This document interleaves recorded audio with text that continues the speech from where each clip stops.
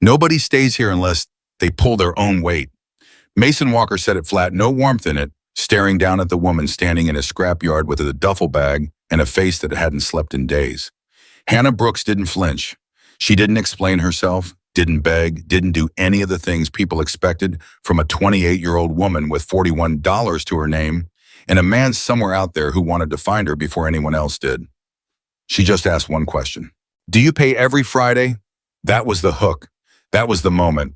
A woman walking into the one place in 3 counties that scared everyone else away, not because she wanted danger, but because danger was the only thing standing between her and the man hunting her. If you're watching this story, drop your city in the comments before we begin, because I want to see how far this story travels, and I want you subscribed so you never miss where Hannah's road takes her next. Now let's go back to the beginning, to the morning everything started. The gas station bathroom mirror was cracked down the middle, splitting Hannah's reflection into 2 uneven halves, and she stood there for almost a full minute, just staring at herself like she was trying to figure out which half was actually hers anymore. Her blonde hair was pulled back so tight it pulled at her scalp, and there were shadows under her eyes that no amount of concealer from a $2 drugstore stick was going to hide. She counted the bills in her wallet again, even though she already knew the number by heart, $41.23. She'd counted it in the car. She'd counted it walking into the gas station. She counted it now standing in front of a mirror that couldn't even show her a whole face, and the number didn't change no matter how many times she willed it to. You gonna buy something or just stand there? The gas station clerk, an older man with tired eyes of his own, called through the door without much irritation, mostly just checking if she was okay. Hannah splashed water on her face, dried it with a rough paper towel, and stepped back out into the Arizona heat like she was stepping back into a war she hadn't asked to be part of. She'd left Ethan Cross's company 4 months ago. 4 months of sleeping in her car twice in cheap motels, other nights in the guest room of a coworker who eventually got scared off after Ethan showed up at her apartment building, asking questions with that calm, reasonable voice he always used right before something bad happened. Everyone believed Ethan when he talked.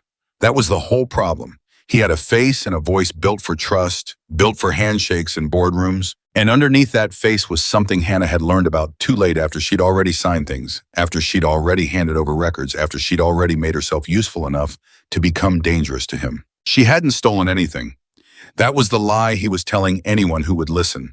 What she'd actually done was notice. She'd noticed the numbers that didn't add up in the Western regional accounts. She'd noticed vendor payments routed through shell addresses that led back to properties Ethan owned personally. She'd noticed and she'd made copies not because she planned to blackmail anyone, but because some instinct deep in her gut told her that a day might come when she'd need proof that she wasn't the villain in whatever story Ethan decided to tell about her. That day had come faster than she expected. She'd left with 2 duffel bags, her laptop, and a folder of documents hidden inside a hollowed-out paperback novel, and she hadn't looked back since. Every job application she submitted came back with the same polite rejection, and after the 4th week, she started to suspect it wasn't a bad luck. Ethan had contacts. Ethan had reach. Ethan had a way of making phone calls that never sounded like threats, but always left the person on the other end suddenly uninterested in hiring her. 3 counties. Every employer in 3 counties had turned her away, some outright, some with excuses so thin she could see through them like cheap fabric. She sat in her car outside the gas station and pulled up the last listing she hadn't tried. It wasn't even really a listing. It was a scrawled note on a community board that she'd photographed with her phone 3 days earlier. Half out of desperation and half because something about the handwriting made her curious. Bookkeeper/inventory help wanted. Black iron recovery, ask for Mason. No experience necessary, but you better be able to count.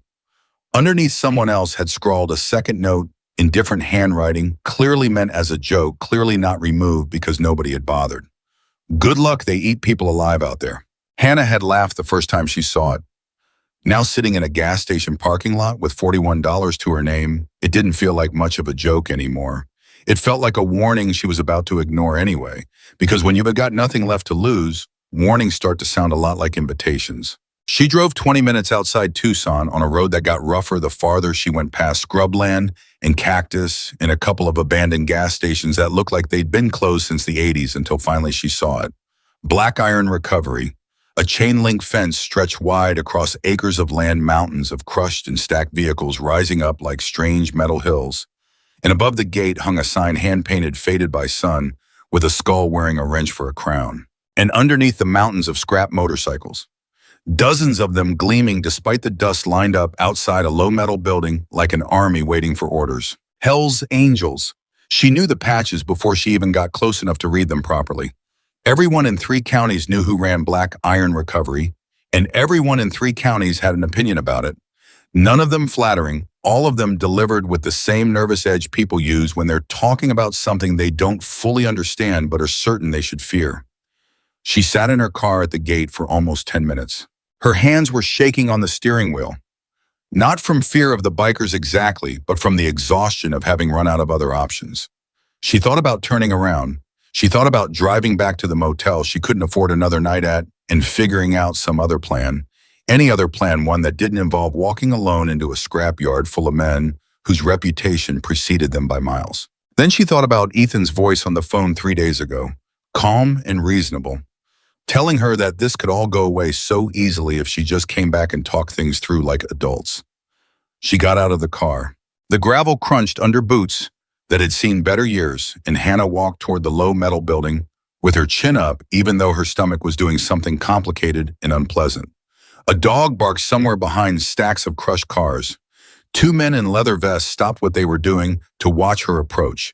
Not hostile exactly, just curious in the way men are curious when something unexpected walks into their world. "Help you," one of them called out. He was younger than she expected, maybe 35, with a beard that hadn't quite decided what shape it wanted to be, and forearms covered in tattoos that told stories she couldn't begin to read. "I'm looking for Mason," Hannah said, and her voice came out steadier than she felt. "About the job." The younger man exchanged a look with his companion, an older man with a gut and gray stubble, and something passed between them that Hannah couldn't decode. Not disbelief exactly. More like the look people give each other when they're watching something they've seen fail 6 times before happen a 7th. "Office is that way," the older man said, jerking a thumb toward the metal building. "Good luck." Same words as the note on the board. Good luck. Hannah was starting to understand it wasn't a joke at all. It was just what people said to anyone who walked through that gate, because 6 people had walked through it in the past week alone, and none of them had made it past their first day. She didn't know that yet. She would learn it soon enough. Inside, the office was smaller than she expected and messier. Papers stacked in leaning towers on every surface, a computer that looked like it belonged in a museum, and behind a desk that had clearly not been organized in longer than Hannah wanted to guess, sat a man who looked like he'd been carved out of the same iron the yard was named for. Mason Walker was 57 years old, with a gray beard trimmed close and gray hair pushed back, and forearms that told even more stories than the younger biker outside. He didn't stand when she walked in. He just looked up, studied her for a long moment with eyes that seemed to be doing some kind of silent calculation, and then leaned back in his chair. "You're here about the bomb," he said. "Not a question." "I am. You know what people say about this place?" "I've heard things. And you came anyway." Hannah met his eyes and didn't look away, even though everything in her wanted to. "I need a job. I heard you needed someone who could count. I can count." Mason almost smiled. Almost. It was the kind of almost smile that vanished before it fully arrived, replaced by something more measuring, more careful. 6 people have quit this job in the last 7 days. You know that. I didn't. Now you do. He gestured at the mess around him, the towering stacks of paper, the chaos that looked less like an office and more like a filing cabinet had exploded years ago, and nobody had cleaned it up since. "This is what you'd be walking into. Inventory records going back a decade, half of them, missing titles that don't match vehicles, permits that expired I don't even know when. It's ugly work. It's boring work. And the last 6 people who tried it walked out within 2 days because they thought this place was more exciting than paperwork." "I don't need exciting," Hannah said. "I need steady." Something in the way she said it made Mason pause. He studied her again longer this time, and Hannah had the uncomfortable sense that he was seeing more of her than she wanted him to see. The exhaustion in her eyes, the way her hands stayed a little too still, like she was working hard to keep them from shaking. The clothes that were clean but clearly hadn't been washed in a machine recently. Nobody stays here unless they pull their own weight, Mason said finally. I don't care about your resume if you even brought one. I care whether you can look at a mess like this and actually fix it instead of just complaining about it. I can fix it. Big talk. I've got nothing else to say, Hannah said, and something in her voice cracked just slightly, just enough for Mason to hear it. I need this job. Whatever it takes, whatever hours, whatever mess, I need this job. The office went quiet. Outside, a motorcycle engine roared to life and then settled into an idle, and somewhere farther off, metal clanged against metal as the yard did whatever business a scrapyard did during a normal afternoon. Mason leaned forward, elbows on the desk, and asked the question that mattered more than any of the others. Do you pay every Friday? That was Hannah's question, delivered right back at him in the story's structure. But here in the actual moment, it was Hannah who asked it flat and direct, the only thing she actually cared about in that entire conversation. Every Friday, Mason confirmed. Cash or check, your choice. Then I'll take the job. You haven't asked what it pays. Doesn't matter, I'll take it. Mason studied her for one more long moment, and something shifted behind his eyes. Something that looked almost like recognition, like he was seeing a version of a story he'd witnessed before in some other person. Some other desperate soul who'd walked through that gate with nothing left but willpower. He didn't ask why she needed the job so badly. He didn't ask about the tired eyes or the too still hands, or the way she kept glancing toward the door like she expected someone to walk through it after her. He just nodded once. Be here tomorrow at 7. Don't be late. Hannah nodded back, and for the first time in 4 months, something loosened in her chest just slightly, just enough to breathe a little easier. She didn't know yet that this decision would put her directly in the path of the one thing Ethan Cross would never dare walk into on his own. She didn't know that the mountains of scrap metal and forgotten paperwork were about to become the safest place she'd ever stood. She only knew that she had a job, that Friday was coming, and that for one more week at least, she'd have a place to sleep and food to eat. She walked back out to her car, past the same 2 bikers who watched her leave, with expressions that had shifted slightly from curious to something more like surprised respect. She got the job, the younger one asked low enough that Hannah wasn't sure she was supposed to hear it. Looks like it, the older one said. Bet she doesn't last the week. Bet you're wrong. Hannah didn't hear the rest of the conversation as she climbed into her car, but she felt something settle in her gut that hadn't been there in a long time. Not safety exactly. Not yet. But the shape of something that might become safety if she was careful, if she worked hard enough, if she could just stay one step ahead of the man who was still out there somewhere, still looking. That night, she slept in her car in the parking lot of a 24-hour diner, the only place she felt comfortable enough to park without drawing attention. And for the first time in weeks, she slept almost 6 hours straight before her body jolted awake at the sound of a truck door slamming somewhere nearby. She sat up fast, heart hammering, scanning the darkness for a familiar silhouette, a familiar walk, anything that might mean Ethan had finally found her. It was just a trucker grabbing coffee. Nobody was there. Nobody was watching. But the fear didn't fully leave, not even after she confirmed she was alone. Because fear like that doesn't work on logic. It works on memory. And Hannah's memory was full of moments where Ethan had appeared exactly when she least expected him, calm and reasonable and terrifying, in ways that had nothing to do with volume or violence, and everything to do with the quiet certainty in his voice that he would always find a way to get what he wanted. She arrived at Black Iron Recover the next morning at 6:45, 15 minutes early, and found the gate already open. A few bikers already moving around the yard doing whatever early morning tasks a scrapyard required. The same younger biker from the day before, whose name she would later learn was Deacon, nodded at her with something that looked almost like approval. Early, he said, good sign. Wanted to make sure I found the office okay. Mason's inside. Fair warning, he doesn't do small talk before coffee. Hannah found that out quickly enough. Mason grunted a greeting, pointed her toward the mountain of paperwork, so without much ceremony, and left her alone with instructions that amounted to little more than figure it out and ask if you're stuck. For most people, that kind of vague directive on a first day would have been overwhelming.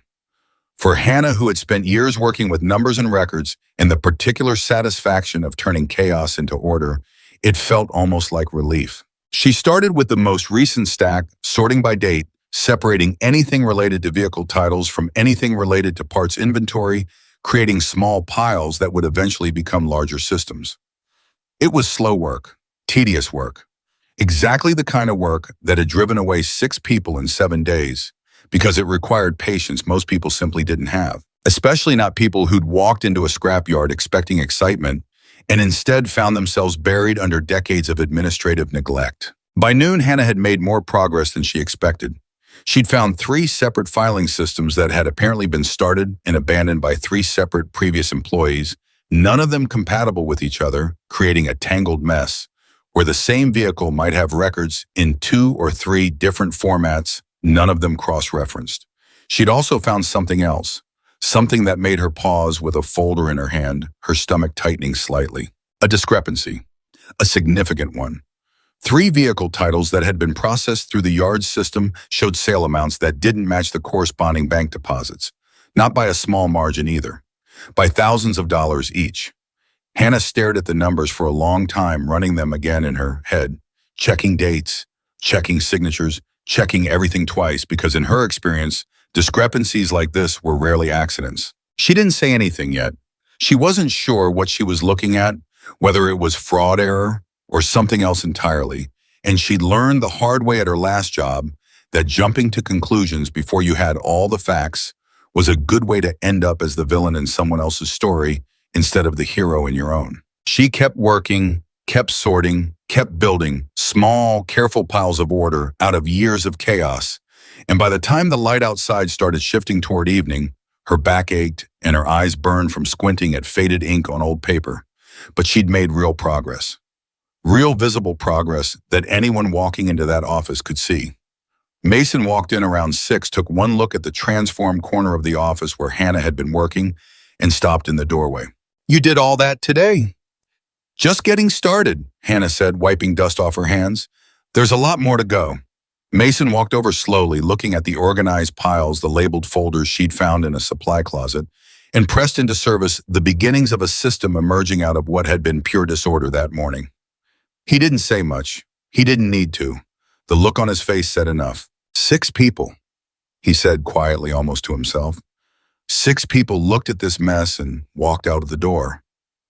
"I'm not going anywhere," Hannah said, and this time there was no crack in her voice, no exhaustion bleeding through, just quiet certainty. Mason nodded slowly, and something passed between them, an understanding neither of them said out loud yet, but both of them felt settle into place like the first piece of a puzzle finding its correct position. "There's a discrepancy," Hannah added, deciding the moment felt right. 3 vehicle titles. The sale amounts on record don't match the deposits. Mason's expression shifted just slightly, something guarded flickering behind his eyes. "Show me." Hannah pulled the folder and laid the documents out on the desk, walking him through the numbers with the same careful precision she'd used all day, and Mason studied them in silence for a long moment before letting out a slow breath. "That's from before my time running the books directly," he said. "We had someone handling that a few years back. Didn't work out." "Could be an honest mistake," Hannah said, though something in her gut told her it probably wasn't. "Or it could be something worse. I'd need to look deeper to know for sure." "Then look deeper," Mason said. "That's the mama." It was a small moment, barely a scene at all, but it planted something important. Trust tentative and new forming between 2 people who had every reason to be cautious with each other. Hannah didn't know yet how deep those discrepancies actually went, didn't know they were the first thread of a larger tapestry that would eventually unravel in ways neither of them could predict. She only knew that for the first time in months, someone had looked at her work and seen value instead of inconvenience. She drove back to the diner parking lot that night with a small check in her pocket, an advance Mason had insisted on giving her, even though payday wasn't until Friday, and something that felt dangerously close to hope sitting in her chest. The next few days fell into a rhythm. Hannah arrived early, worked through mountains of paperwork with a focus that impressed everyone who noticed, and slowly began transforming the chaotic records of black iron recovery into something that actually resembled a functioning system. She created spreadsheets that cross-referenced vehicle titles with parts inventory.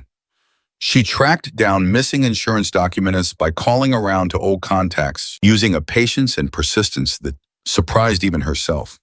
She found engine serial numbers buried in handwritten notes from years earlier and matched them against current inventory, catching errors that had apparently gone unnoticed for a very long time. The bikers noticed.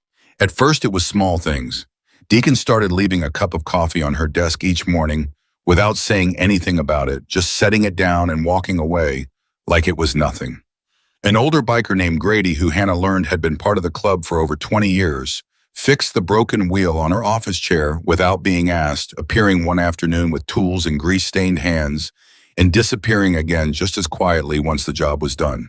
"You don't have to do that," Hannah told him, catching him mid-repair. "Chair was annoying to look at," Grady said, not glancing up from his work. "Squeaking every time you moved." It wasn't much of an explanation, but Hannah understood it anyway. These weren't men who spoke in grand gestures or emotional declarations. They spoke in fixed chairs and quiet coffee and small repairs made without fanfare. And somehow that spoke louder than words ever could have. By the end of her first week, the tiny office heater that had been broken since before Hannah arrived suddenly started working again, though nobody claimed responsibility for fixing it. She found out later it had been Deacon working late one evening, after everyone else had left, quietly repairing it, because he'd noticed her rubbing her hands together against the early morning chill. Friday arrived, and with it, her first paycheck. Mason handed it to her personally, along with something Hannah hadn't expected. A simple nod of acknowledgement in 4 words that meant more to her than she wanted to admit out loud. "You earned every dollar." Hannah held the check like it was something precious, which in a way it was. It wasn't a large amount, not by any standard measure, but it represented something she hadn't felt in months. Stability. The promise that tomorrow wouldn't be a complete unknown, that she'd have somewhere to be, something to do, people who expected her presence and valued her work. That night, for the first time since leaving Ethan's company, Hannah didn't sleep in her car. She found a small, extended-stay motel that took weekly rates paid for 1 week with her check and laid down in an actual bed for the first time in longer than she wanted to calculate. She slept through the entire night without waking once, without her body jolting at every unfamiliar sound, without the constant undercurrent of vigilance that had defined her existence for 4 exhausting months. She woke up the next morning feeling like a slightly different person, someone who might actually be allowed to exist without looking over her shoulder every few minutes. She should have known better than to trust that feeling. 2 weeks into the job, Hannah had made enough progress on the records that Mason started giving her more responsibility, more access to the deeper financial systems of the scrapyard, more trust than she'd expected to earn so quickly. She discovered more discrepancies buried in the older records of patterns that started to form a shape she didn't like. Transactions that suggested someone had been quietly skimming money from the business for years, disguising it behind sloppy paperwork and inconsistent record-keeping that made everything look like ordinary chaos instead of deliberate fraud. She brought her findings to Mason, carefully laying out the evidence with the same methodical precision she used for everything, and watched his expression darken as the picture became clearer. "This isn't a mistake," Mason said, finally staring at the numbers Hannah had organized into a clear timeline. "This is someone stealing from us." "I think so too," Hannah said. "I can't prove who yet. The paper trail gets murky before I started, but if you give me time, I might be able to trace it back further." Mason looked at her for a long moment, something calculating behind his eyes, and then he did something that surprised her. He asked her opinion genuinely, like her assessment mattered as much as his own. "What would you do?" Hannah hesitated, not because she didn't have an answer, but because she wasn't used to anyone asking for her opinion and actually meaning it. "I'd keep digging quietly. If whoever did this knows we're looking, they'll cover their tracks faster than I can uncover them. Better to gather everything first, build an airtight case, than confront it all at once." Mason nodded slowly. "That's smart. It's just logic." "No, Mason said, standing up and walking toward the window that overlooked the yard, where several bikers were working on sorting a fresh delivery of scrap. "Logic is easy. Patience is hard. Most people, they find something like this, they want to blow it up right away. You're thinking 3 steps ahead. That's not just logic. That's discipline." Hannah didn't know how to respond to that, so she didn't try. She just nodded and went back to work, filing away his words, somewhere she'd think about later. Somewhere that felt suspiciously close to pride. The days continued to fall into their rhythm, and slowly, carefully, Hannah started to let her guard down in small ways. She learned the names of the bikers who worked the yard regularly, learned their stories in fragments, the way people share things when trust builds slowly instead of all at once. She learned Grady had been part of the club since before Mason took over, that Deacon had lost his mother 2 years earlier and thrown himself into work as a way of coping, that even the roughest-looking men in leather vests carried grief and history and complicated humanity underneath their intimidating exteriors. She started eating lunch in the small break room instead of alone in her car, listening to conversations that ranged from motorcycle maintenance to complaints about the Arizona heat to surprisingly tender discussions about grandchildren and family barbecues. These were not the monsters the community whispered about. These were men who had chosen an unconventional life, who protected their own fiercely, who valued loyalty and hard work above almost everything else. But even as Hannah started to feel something like belonging for the first time in months, a small, persistent fear stayed lodged in the back of her mind, refusing to fully dissolve. Ethan was still out there. Ethan didn't give up easily. Ethan had a way of finding people who thought they'd successfully disappeared, and every day that passed without an incident felt less like safety and more like the quiet before something inevitable. She wasn't wrong to worry. 3 weeks into her job at Black Iron Recovery, Hannah received a phone call from an unknown number during her lunch break, and something in her gut told her not to answer it even before she saw the screen. She let it go to voicemail, then sat frozen at the break room table for almost a full minute, staring at the notification before finally forcing herself to listen. The voice on the recording was calm, reasonable, achingly familiar. "Hannah, I know you're out there somewhere. I just want to talk. This doesn't have to be complicated. Call me back." Ethan's voice, exactly as she remembered it, smooth and controlled and utterly devoid of the menace that Hannah knew lived just beneath its surface. She deleted the voicemail immediately, her hands shaking slightly as she set the phone down on the table, and became aware that Deacon had walked into the break room and was watching her with quiet concern. "You okay?" he asked. "Fine," Hannah said, too quickly, the word coming out sharper than she intended. Deacon didn't push, but he didn't quite believe her either. He sat down across from her, not saying anything for a long moment, giving her space in a way that felt oddly considerate for someone she'd known for less than a month. "You don't have to tell me anything," he said finally, "but if something's wrong, this is a good place to have people in your corner. Just so you know." Hannah looked up at him, surprised by the simple directness of the offer, the complete absence of pressure or demand for explanation. "Thank you," she said quietly. "I appreciate that." She didn't tell him about Ethan that day. She wasn't ready yet, wasn't sure how much she trusted anyone enough to share the full weight of what she was running from. But something about the offer settled into her chest and stayed there, a small, warm certainty that maybe, just maybe, she wasn't as completely alone as she'd believed for the past 4 months. That evening, as she drove back to the motel, Hannah noticed a car she didn't recognize sitting at the edge of the parking lot, engine on, idling headlights off despite the growing darkness. Her heart rate spiked immediately, old instincts kicking in with a speed that felt almost involuntary. She drove past, slowly memorizing the make and model without turning her head too obviously, and continued down the road instead of pulling into her usual spot. She circled the block twice before finally working up the nerve to return, and by the time she did, the mysterious car was gone. Probably nothing. Probably just someone waiting for a friend, or lost, or a dozen other innocent explanations that made perfect sense in daylight, but felt considerably less convincing in the growing dark. She barely slept that night. The following morning, Hannah arrived at Black Iron Recovery earlier than usual. The exhaustion of a sleepless night written plainly across her face despite her attempts to hide it. Mason noticed immediately, studying her with the same careful assessment he'd used on her very first day. Rough night. Just didn't sleep well. Mason didn't push, but something in his expression suggested he wasn't entirely convinced by her explanation. He watched her for a moment longer, then returned to his own work without further comment, though Hannah noticed him glancing her way more frequently than usual throughout the morning. A quiet vigilance that felt almost protective, though she couldn't quite name why. That observation made something in her chest tighten with unexpected emotion. The discrepancies in the financial records continued to deepen as Hannah dug further, and by the end of that week, she traced the pattern of theft back nearly 3 years, uncovering a systematic skimming operation that had cost Black Iron Recovery tens of thousands of dollars in unreported income. The trail led to a former bookkeeper who had left the position abruptly 18 months earlier. Someone named Curtis Bell, whose signature appeared on multiple falsified documents that Hannah had painstakingly cross-referenced against bank records and vehicle titles. She brought her complete findings to Mason on a Thursday afternoon, laying out 3 years of careful theft in a timeline so thorough and precise that Mason sat in silence for nearly 10 minutes after she finished explaining it, simply staring at the documents spread across his desk. Curtis Bell.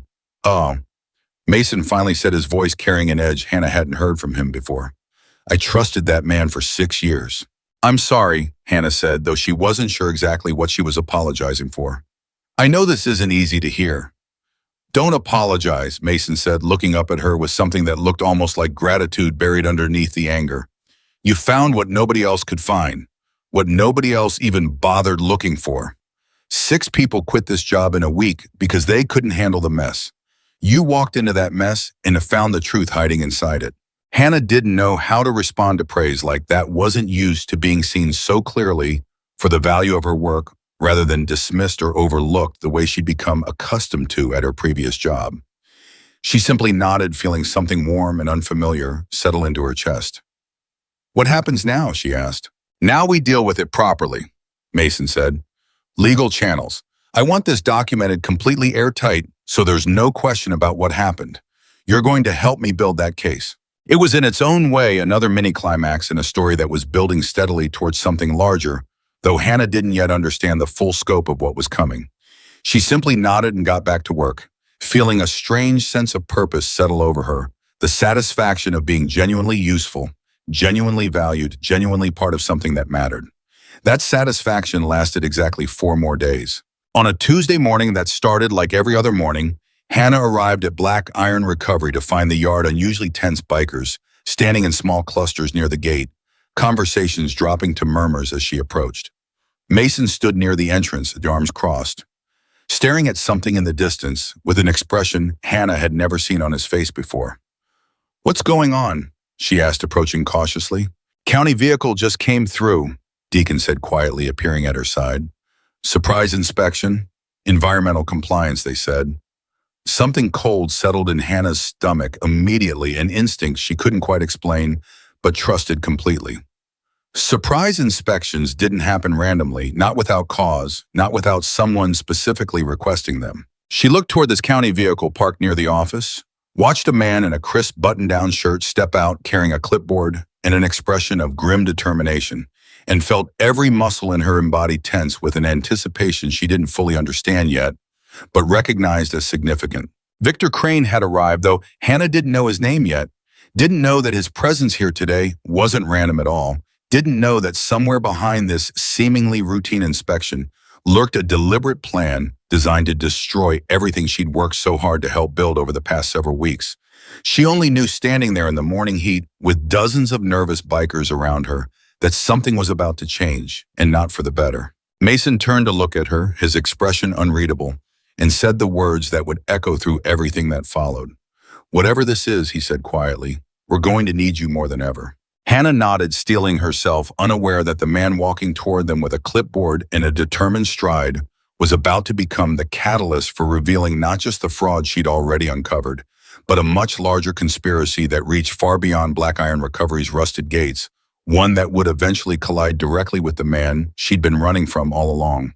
The scrapyard that had given her refuge was about to become a battlefield. And Hannah, for the first time in months, didn't feel like running. She felt like standing her ground. Victor Crane didn't wait for an invitation before he started walking the yard, clipboard tucked under one arm, eyes scanning every pile of scrap metal like he was already building a case against something he hadn't even inspected yet. Mason fell into step beside him, calm on the surface, though Hannah could see the tension coiled tight in his shoulders. You're required to notify us in advance of an inspection like this, Mason said, keeping his voice level. Emergency provision, Victor said, without looking at him. We received a complaint, environmental hazard concerns, improper fluid disposal, unpermitted vehicle storage, that sort of thing. From who? That's confidential. Hannah watched the exchange from a few feet back, arms crossed, her mind already racing through everything she knew about the yard's compliance paperwork. She'd seen the permits herself, filed them alphabetically just 2 weeks earlier, cross-referenced every renewal date, against the state database. Nothing had been expired.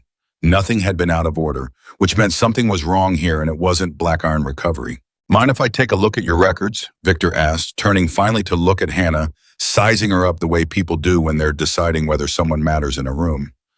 She's the bookkeeper, Mason said. Whatever you need, she'll pull it. Good, let's start there. Hannah led him into their office, aware of every biker in the yard watching through windows and doorways, aware of the particular quality of silence that falls over a place when everyone senses trouble arriving, but nobody yet knows its shape.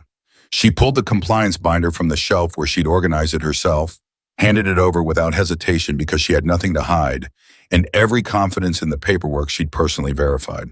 Victor flipped through it slowly, and Hannah noticed something odd almost immediately. He wasn't reading it the way an inspector reads documents when he's actually looking for problems.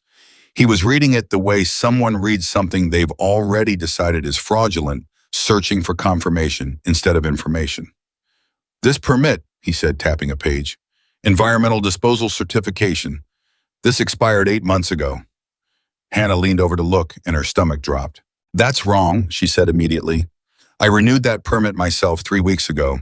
I have the confirmation email. I'm looking at the document in front of me. Then the document in front of you doesn't match what's on file with the state, Hannah said, pulling out her phone, scrolling to the email confirmation with a speed born of genuine alarm rather than performance. Here, renewed March 14th, confirmation number right here. Victor glanced at the phone screen for exactly 2 seconds before looking away. I'll need to verify that independently. Verify it however you want. It's real. Something in his posture shifted, a small tightening around the mouth, and Hannah felt the first cold thread of understanding pull taut in her chest. This wasn't a man doing his job. This was a man performing a job he already believed he knew the outcome of, and that kind of certainty didn't come from nowhere. Mason had gone very quiet beside her, watching the exchange with the stillness of a man calculating something dangerous. Let's keep going, Victor said, flipping to another page. Vehicle storage permits. You're licensed for 400 units at a time. My count this morning, walking the perimeter, puts you well over 600. That's impossible, Hannah said. I do the inventory count myself every week. We're at 380 as of Friday. My count says otherwise. Then your count is wrong, or someone gave you numbers that don't match what's actually sitting in this yard. Victor's pen paused over his clipboard. For just a moment, something flickered across his face, something that looked almost like uncertainty, quickly smoothed back into professional composure. I'll need to do a physical recount. Be my guest, Mason said, finally speaking again, his voice carrying an edge that hadn't been there before. Every biker in this yard will walk it with you section by section, and we'll count together. That way there's no confusion later about whose numbers are accurate. It was a smart move, and Hannah recognized it immediately for what it was. Mason wasn't just offering cooperation. He was building a witness list, ensuring that whatever numbers Victor came up with would be independently verified by a dozen sets of eyes instead of one man's clipboard that had already proven itself unreliable on the environmental permit. Victor hesitated just slightly, just long enough for Hannah to notice. That won't be necessary. I'll do the count myself per procedure. Per whose procedure? Mason asked. Because I've dealt with county inspectors for 15 years, and every single one of them, welcomed a second set of eyes, makes the paperwork airtight for everybody. The tension stretched thin enough that Hannah could feel it pressing against her ribs. Victor's jaw worked for a moment before he finally nodded, stiff and clipped. Fine, but I'm documenting everything myself. Document away. They walked the yard together. Victor and Mason and 4 other bikers who'd fallen in without needing to be asked, and Hannah trailed behind with a legal pad recording every number called out, cross-referencing it in real time against her own inventory sheets. The count took almost 2 hours under the brutal Arizona sun, and by the end of it, the final number matched Hannah's records almost exactly. 391 units, not the 600 Victor had claimed that morning. 391, Grady announced, reading off his tally sheet. Same as what she's had written down since Friday. Victor stared at his own clipboard for a long moment, at numbers that clearly no longer supported the case he'd apparently arrived expecting to make. There may have been an error in my initial estimate. Might want to figure out where that error came from, Mason said quietly. Because somebody gave you numbers before you ever walked through that gate. and those numbers were wrong. Victor didn't respond to that. He simply closed his clipboard, said he'd be filing his report and would follow up if further action was needed, and left the yard without another word, his county vehicle kicking up dust as he pulled away faster than Hannah thought was strictly necessary. The moment his car disappeared past the tree line, the tension in the yard broke all at once. Bikers exhaling, someone letting out a short, disbelieving laugh, Deacon shaking his head slowly. That man walked in here already knowing what he wanted to find, Deacon said. Somebody fed him bad information, Mason said, and his eyes found Hannah's. Question is who and why? Hannah felt the weight of that question settle over her like a shadow crossing the sun. She didn't have an answer yet, but some instinct, some quiet certainty forming in the back of her mind told her the answer wouldn't stay hidden for long, and when it surfaced, it would bring trouble with it. That night, back at the motel, Hannah couldn't sleep. She sat at the small desk in her room with her laptop open, pulling every compliance document she'd filed since starting the job, cross-referencing dates, confirmation numbers, everything she could think of to understand how Victor Crane had walked into that yard with numbers so dramatically wrong. It didn't make sense as an honest mistake. Honest mistakes didn't align this perfectly with numbers that would have justified shutting the whole operation down. Someone had given him false information deliberately. She thought about Curtis Bell, the former bookkeeper, whose theft she'd uncovered weeks earlier, and wondered if there was a connection, some kind of retaliation for the case Mason was building against him. But the timing felt wrong. Curtis had left 18 months ago. This felt fresher, more immediate, more targeted. She thought too about the unfamiliar car she'd seen outside the motel parking lot a week earlier, and the voicemail from Ethan she'd deleted without responding, and something cold slid down her spine as two separate fears began for the first time to feel like they might be connected. She was still awake at midnight when her phone buzzed with a text from a number she didn't recognize. You can't hide behind bikers forever, Hannah. This isn't over. Her hands went cold. She stared at the message for a long time, reading it over and over, feeling the careful stability she'd built over the past few weeks crack down the middle like the gas station mirror from the day she'd first driven to Black Iron Recovery. She didn't respond. She didn't know what to say, didn't trust her hands enough to type anything coherent. She showed up to work the next morning with dark circles under her eyes, and a phone she kept checking every few minutes, and Mason noticed within the first 10 minutes of her arrival. You didn't sleep again, he said, not a question this time. I'm fine. You keep saying that, I keep not believing you. Hannah set her bag down harder than she meant to, frustration and fear tangling together in a way that made her voice sharper than intended. It's not something I can just explain over morning coffee, Mason. Didn't ask you to explain it over coffee, asked you to trust that maybe you don't have to carry it alone. The words landed harder than Hannah expected, cutting through her defenses in a way that made her eyes sting unexpectedly.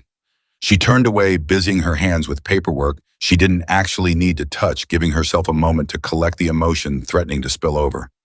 Someone's been calling me, she said finally, quietly, not turning around. Texting me. Someone from my old life. I thought I'd gotten far enough away that he'd stop looking. He have a name. Hannah hesitated. Saying it out loud felt like giving the fear more power, somehow, more permanence. But she was so tired of carrying it silently. Ethan Cross. Mason didn't respond immediately.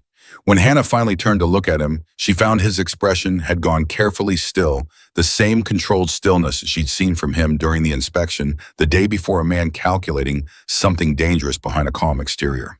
He hurt you, Mason asked, voice quiet but with an edge underneath it that made Hannah's breath catch. Not physically, not yet.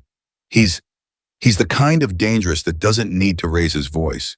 He ruins things quietly, reputations, opportunities.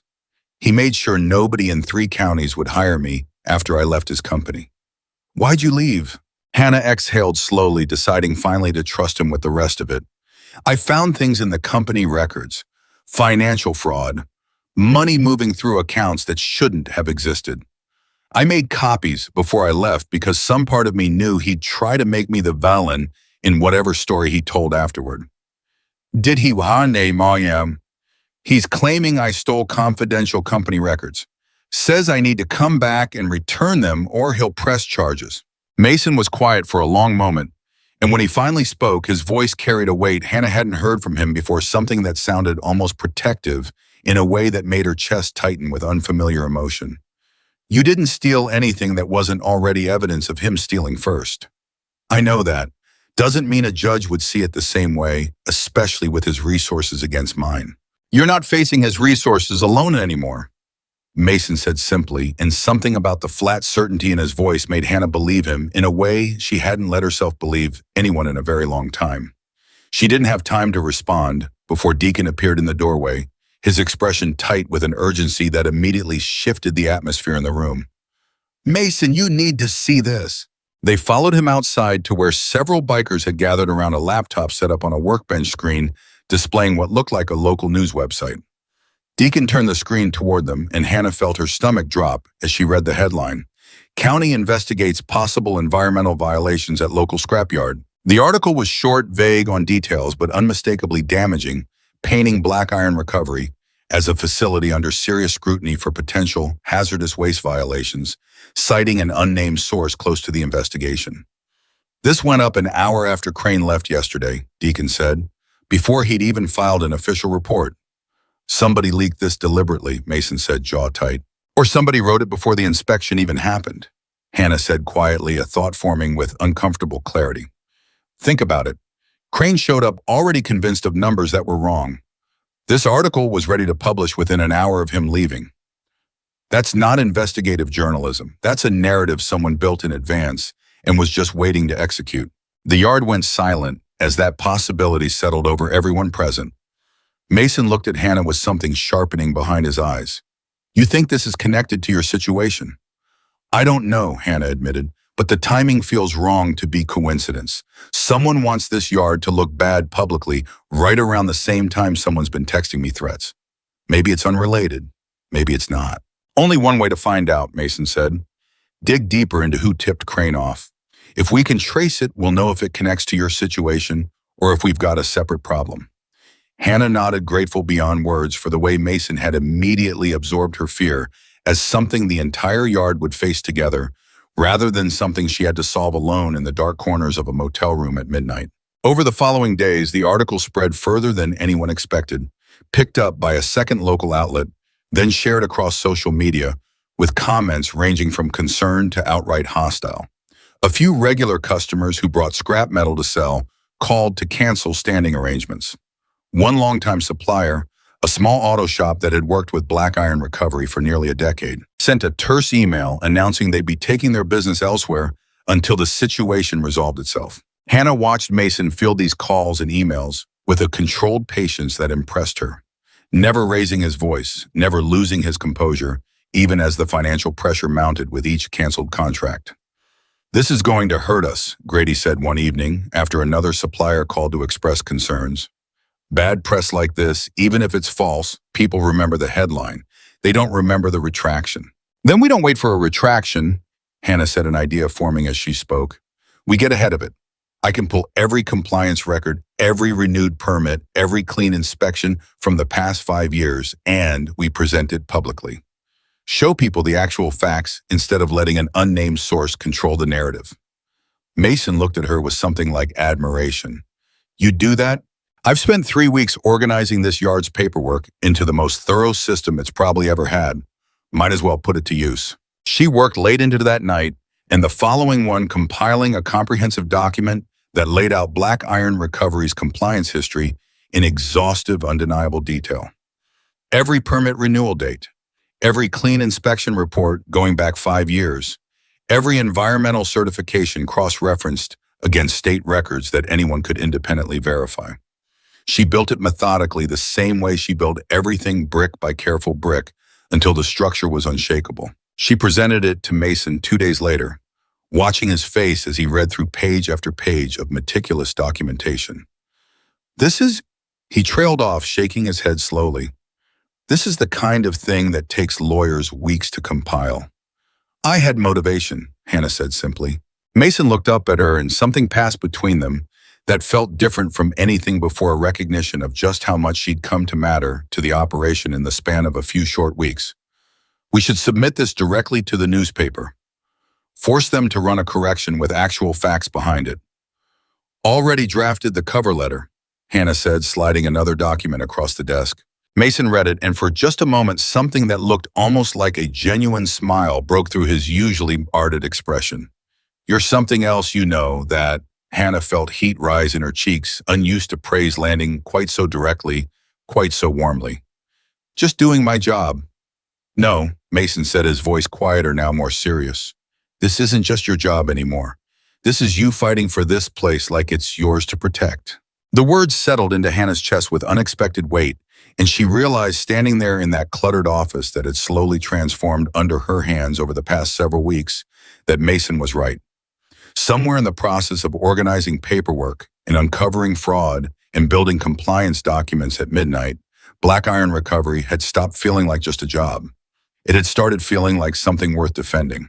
The newspaper ran a follow-up article 3 days later, considerably more balanced than the first, citing the documentation Hannah had compiled and noting that the scrapyard's environmental compliance history appeared upon closer examination to be exemplary rather than concerning. It wasn't a full retraction, but it was enough to slow the damage enough to bring a couple of hesitant suppliers back into conversation about resuming their arrangements. It should have felt like a victory, and for about 18 hours it did. Then on a Thursday afternoon, 3 weeks after the failed inspection, Hannah's phone rang with a call from an unknown number, and something in her gut told her this wasn't another empty threat text she could delete and ignore. She answered despite every instinct telling her not to. Hannah, Ethan's voice, calm as ever, achingly familiar, sliding into her ear like something cold and precise. You've been busy, making friends with motorcycle gangs, building quite a little fortress out there in the desert. Her hand tightened around the phone. How did you get this number? I have resources, Hannah. You know that.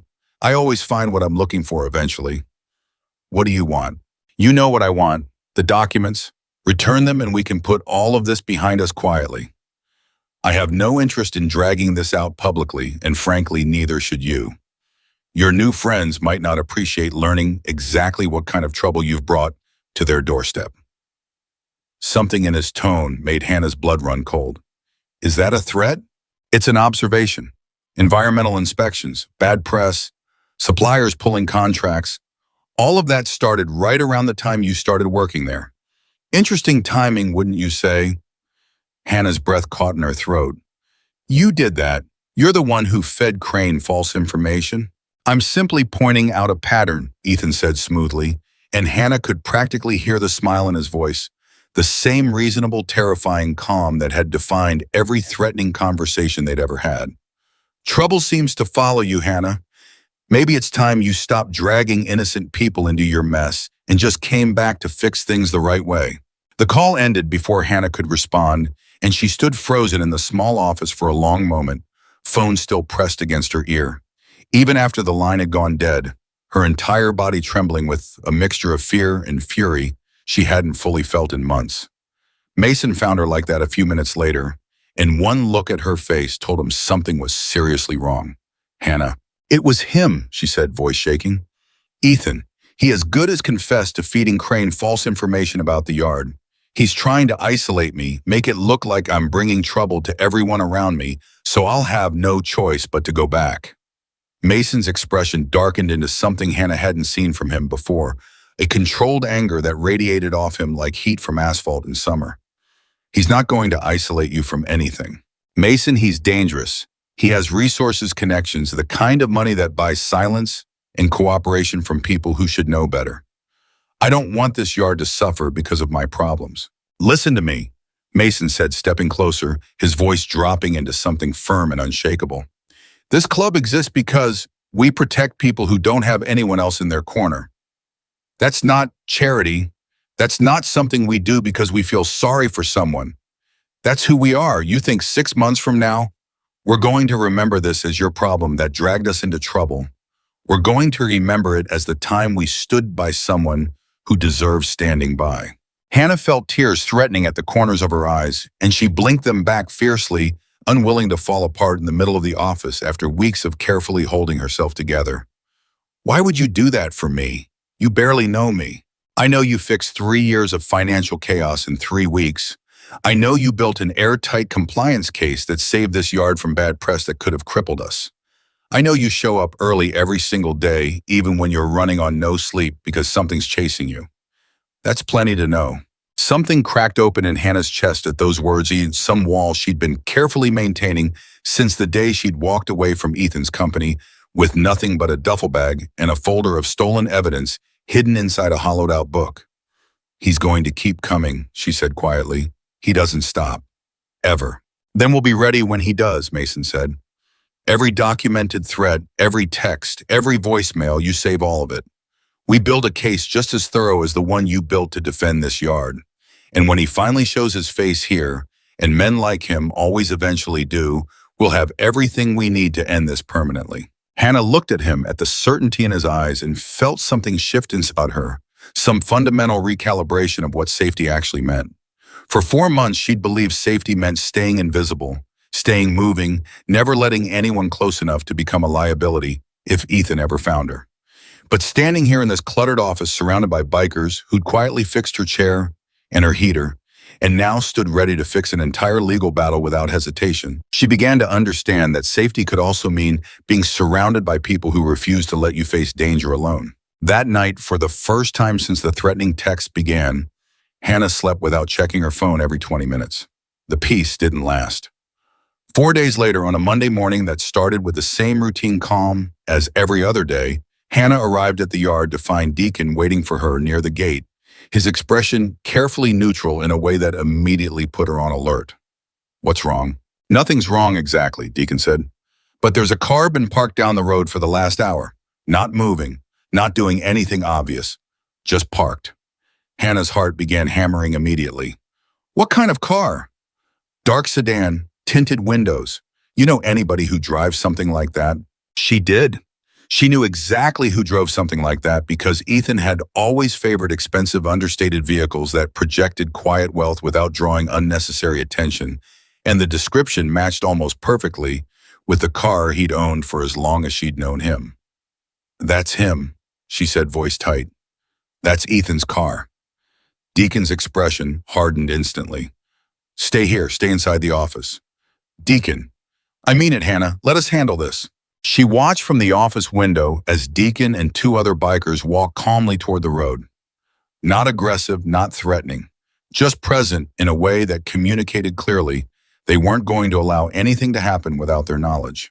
The dark sedan sat motionless for another minute, engine idling, and then slowly pulled away and disappeared down the road without incident. When Deacon returned to the office, his jaw was tight with barely contained anger. "Couldn't get the plate. He pulled out too fast once he saw us walking toward him." "That confirms it," Mason said, arriving from the yard having clearly been informed already through whatever quiet communication system existed among the bikers. "He's watching, testing how close he can get without confrontation." Hannah felt the fragile peace of the past few days shatter completely, replaced by the familiar cold dread that had defined so much of her life over the past 4 months. He's not going to stop. He's just going to keep circling until he finds an opening.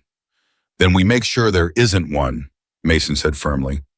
"Starting today, you're not driving back and forth to that motel alone. Somebody escorts you every morning, every evening until this is resolved." "Mason, I can't ask you to."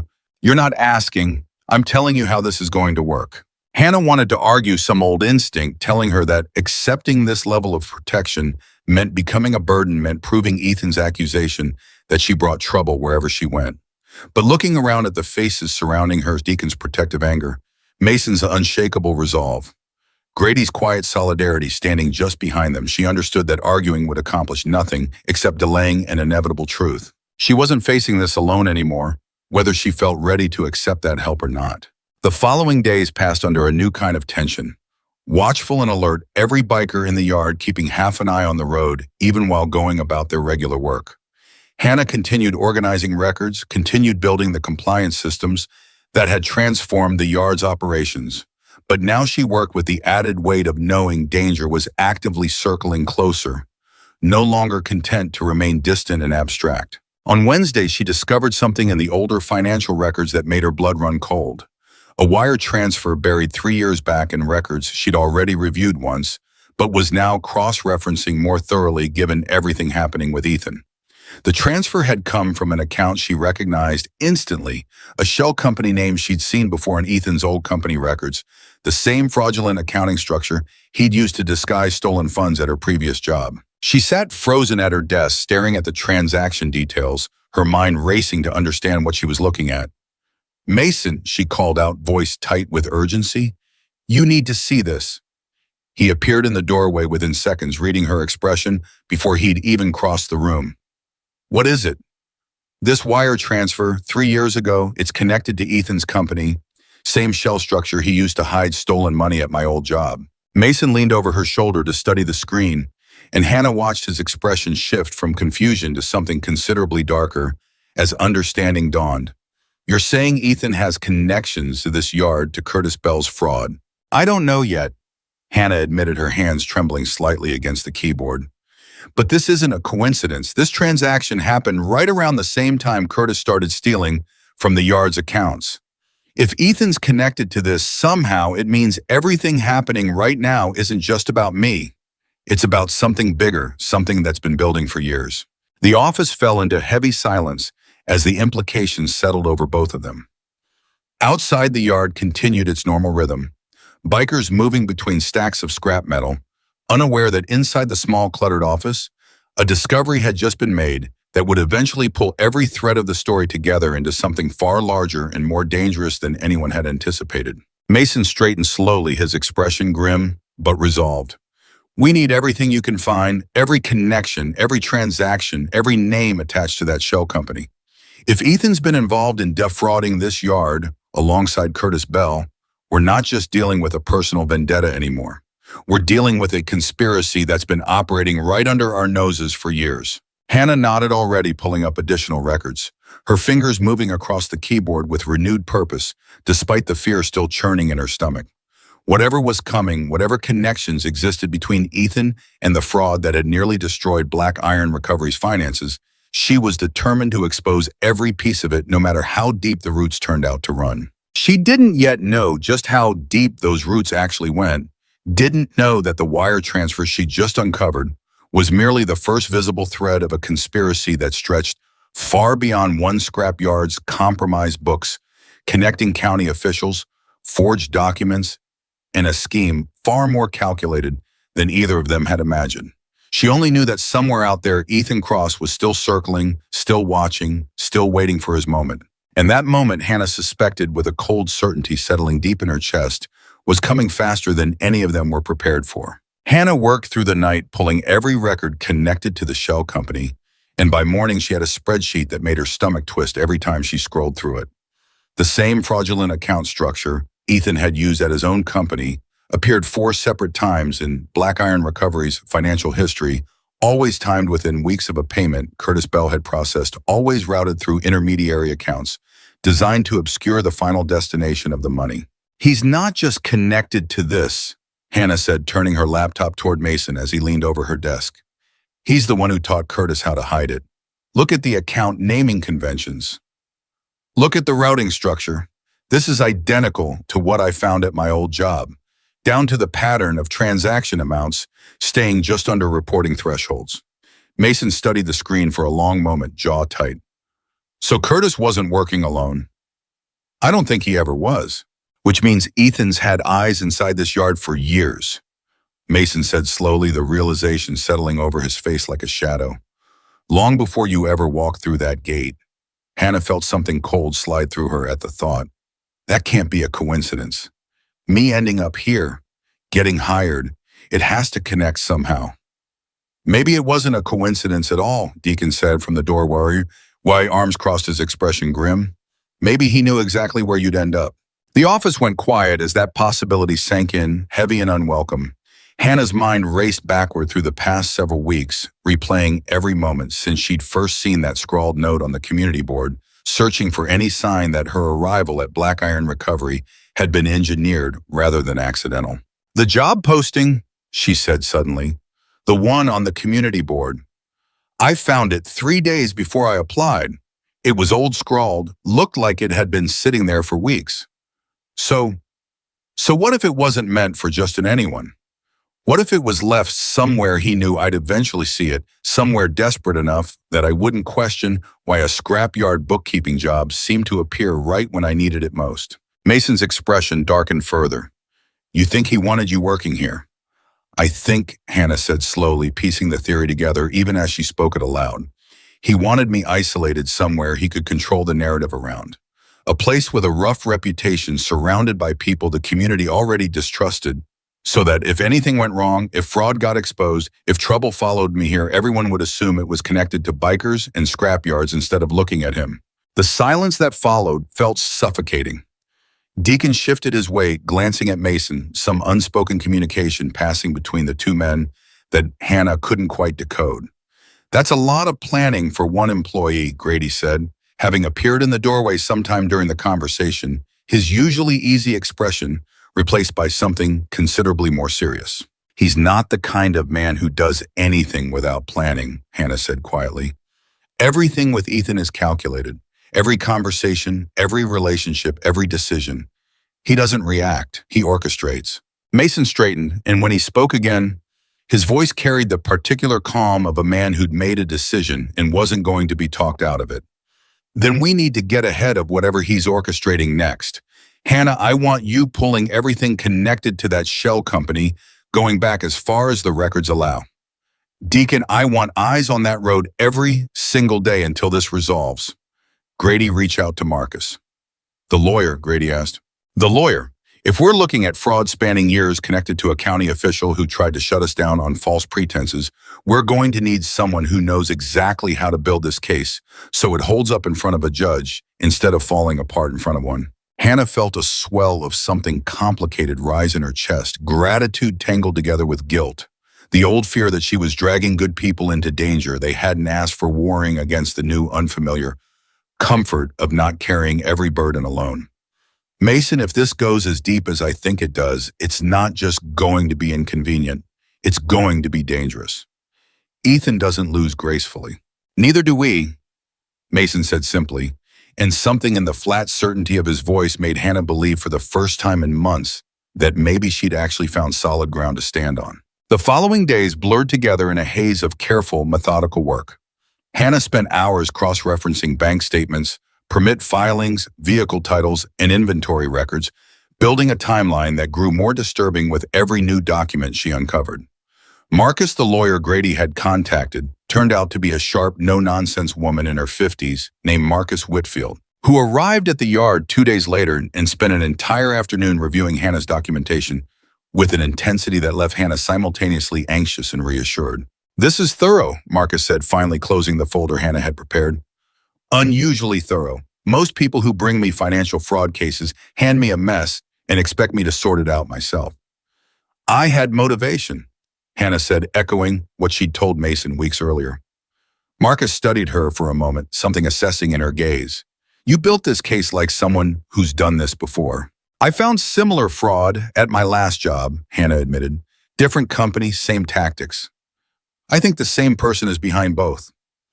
Ethan Cross, Marcus said, and Hannah felt a jolt of surprise that the name had already reached her. Mason told you. Mason told me everything, which is exactly what I needed to hear before agreeing to take this case. Marcus set the folder down and leaned forward, her expression serious. I need you to understand something, Hannah. If this man has been financially entangled with fraud at 2 separate companies, and he's now actively harassing you and potentially sabotaging this scrapyard through a corrupt county official, we're not looking at a simple civil dispute anymore. We're looking at something that belongs in front of federal investigators. Hannah felt her stomach tighten. Federal, wire fraud crossing state lines, potential bribery of a government official, a pattern of harassment that could constitute stalking. This is bigger than a scrapyard dispute, Hannah. This is the kind of case that ends careers and puts people in prison for a very long time if we build it correctly. And if we don't build it correctly, Marcus's expression didn't waver. Then a man with resources and connections walks away clean, and everyone who tried to expose him pays the price instead. Which is why we're going to be extremely careful about every single step from here forward. That conversation set the tone for the following 2 weeks, a period of intense disciplined work that left Hannah more exhausted than she'd been even during her most desperate months on the run. She barely slept, splitting her time between the scrapyard's ordinary operations and the mounting case against Ethan and Victor Crane, whose name kept surfacing in records tied to at least 2 other businesses that had faced sudden, suspicious inspections over the past 3 years. He's done this before, Hannah said one evening, staring at a pattern she'd finally pieced together after days of digging through public records. Cranes led surprise inspections against 3 other small businesses in the past 3 years. Every single one of them ended up either closing or selling under financial pressure shortly afterward. Mason leaned over her shoulder, reading the names she'd compiled. Any connection between them? All 3 properties got sold to the same development company within 6 months of the inspections. Hannah pulled up another document, her hands trembling slightly with the weight of what she was uncovering. Cross Development Group. Mason went very still. Ethan's company. His company's real estate arm.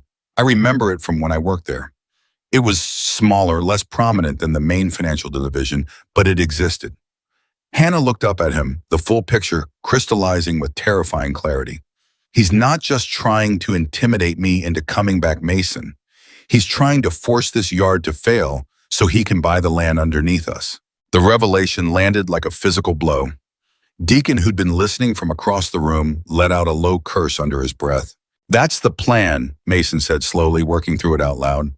Fake inspection, bad press, suppliers pulling out, financial pressure mounting until we have no choice but to sell. And you walking through that gate wasn't a coincidence at all.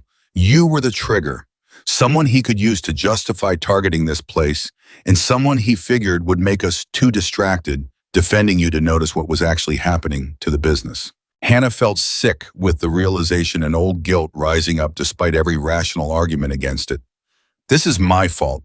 If I hadn't come here— Stop, Mason said sharply, cutting her off before she could finish the thought. This isn't your fault. This was his plan long before you ever walked through that gate. You just gave him an excuse to accelerate it. If it hadn't been you, it would have been some other angle. Men like him don't need a reason. They just need an opportunity. Hannah wanted to believe him completely, but the guilt lingered anyway. A persistent shadow she couldn't quite shake, even as she threw herself deeper into building the case against him. 3 days later, everything accelerated in a way none of them had anticipated. Hannah arrived at the yard early one morning to find Mason already in the office, his face grim in a way that immediately set off alarm bells. He held a folded piece of paper in his hand, and when he handed it to her, she understood why. It was a legal notice, formal official, delivered by courier overnight. Cross Development Group had filed an emergency injunction citing environmental hazard concerns and demanding immediate cessation of operations at Black Iron Recovery pending further investigation. He's moving faster than we expected, Marcus said, arriving minutes later, already dressed for what was clearly about to become a courtroom battle. This is aggressive. He's not just trying to pressure you into selling anymore. He's trying to shut you down entirely before we can finish building our case. Can he do that? Hannah asked, fear tightening her throat. He can try. Whether a judge grants it depends on how convincing his evidence looks versus how convincing ours does. Marcus looked at Hannah directly. This is where everything you've built over the past several weeks becomes critical. We have 48 hours before the emergency hearing. I need everything organized, airtight, ready to present. Hannah didn't sleep at all over the following 2 days. She worked alongside Marcus in a blur of coffee and adrenaline, organizing every document into a presentation that told the complete story: the fraud, the fake permit violations, the pattern of targeted inspections, the shell company connections, the wire transfers that tied everything back to Cross Development Group with a precision that left no room for reasonable doubt. The bikers rallied around her in ways that surprised her every single day. Deacon brought her food she didn't have to ask for. Grady sat with her late into the night, not saying much, just present, in a way that made the exhausting work feel less isolating. Mason checked on her every few hours, and on the second night, when Hannah finally broke down crying from sheer exhaustion and fear over a stack of financial records that blurred together into meaningless numbers, he sat down across from her without saying anything at all, just letting her cry until she had nothing left, and then quietly made her a cup of coffee and told her to keep going. I don't know if I can do this, she admitted, voice raw. What if the judge doesn't believe any of it? What if he walks away clean and this yard closes because of me? You've done everything right, Mason said, his voice steady in a way that anchored something in Hannah's chest. You've built a case most professional investigators would be proud of. Whatever happens in that courtroom, you didn't fail this yard. You gave it the best chance it's ever had. The morning of the emergency hearing arrived with a tension that felt almost physical, thick enough to choke on. Hannah dressed in the only professional outfit she owned, a simple black blazer she'd kept through everything through motels and car sleeping and months of running, because some part of her had always believed she might need it again someday for exactly this kind of moment. The courtroom was smaller than Hannah expected and colder, filled with the particular sterile silence of a place where lives got decided by careful arguments and stacks of paper. She sat beside Marcus with Mason and several bikers seated in the gallery behind her, a wall of leather vests and steady watchful presence that gave her more courage than she expected. Then Ethan walked in.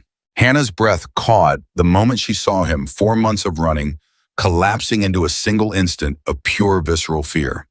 He looked exactly as she remembered, impeccably dressed, calm, composed, his lawyer beside him, carrying a briefcase that probably cost more than everything Hannah owned combined. He caught her eye across the courtroom and offered a small, controlled smile, the kind that had once made her feel valued and now made her stomach twist with dread. "Don't look at him," Marcus murmured beside her. "Look at the judge. This is about facts, not fear." Hannah forced herself to breathe, forced her attention forward, and when the hearing began, she found something steadying in Marcus's calm, methodical presentation of the evidence they'd built together. Marcus laid out the pattern of fraudulent inspections tied to Victor Crane, the shell company connections leading directly back to Cross Development Group, the timeline of harassment against Hannah that coincided precisely with each escalation of pressure against the scrapyard. Ethan's lawyer objected repeatedly, tried to paint Hannah as a disgruntled former employee, fabricating a conspiracy to cover her own theft, tried to characterize the bikers as intimidating criminals, rather than legitimate business owners defending their livelihood. Hannah felt each attack land like small cuts, but she kept her composure, kept her eyes forward, remembering Marcus's advice and the steady presence of Mason and the others sitting behind her. Then Marcus called Victor Crane to testify. Hannah watched him take the stand, watched the careful composure he'd worn during the inspection weeks earlier crack slightly under Marcus's methodical questioning about the discrepancy between his reported permit violations and the actual documented records Hannah had presented that same day. "Mr. Crane," Marcus said, voice calm but pointed, "can you explain why your initial vehicle count was off by over 200 units, a discrepancy that happened to align perfectly with numbers that would have justified an emergency closure?" "I made an error in my initial assessment," Victor said, though his voice carried less confidence than it had weeks earlier in the scrapyard's dusty office. "And can you explain why prior to conducting your inspection, you'd already prepared documentation citing an environmental hazard complaint from an anonymous source, a complaint this court has no record of ever being filed through proper county channels?" Victor's composure cracked further. I received the complaint verbally through a phone call." "From whom?" Silence stretched through the courtroom, heavy and damning. "Mr. Crane," the judge said, leaning forward slightly. "You'll answer the question?" Victor's eyes flicked toward Ethan for just a fraction of a second, a small, involuntary glance that Hannah suspected everyone in that courtroom noticed.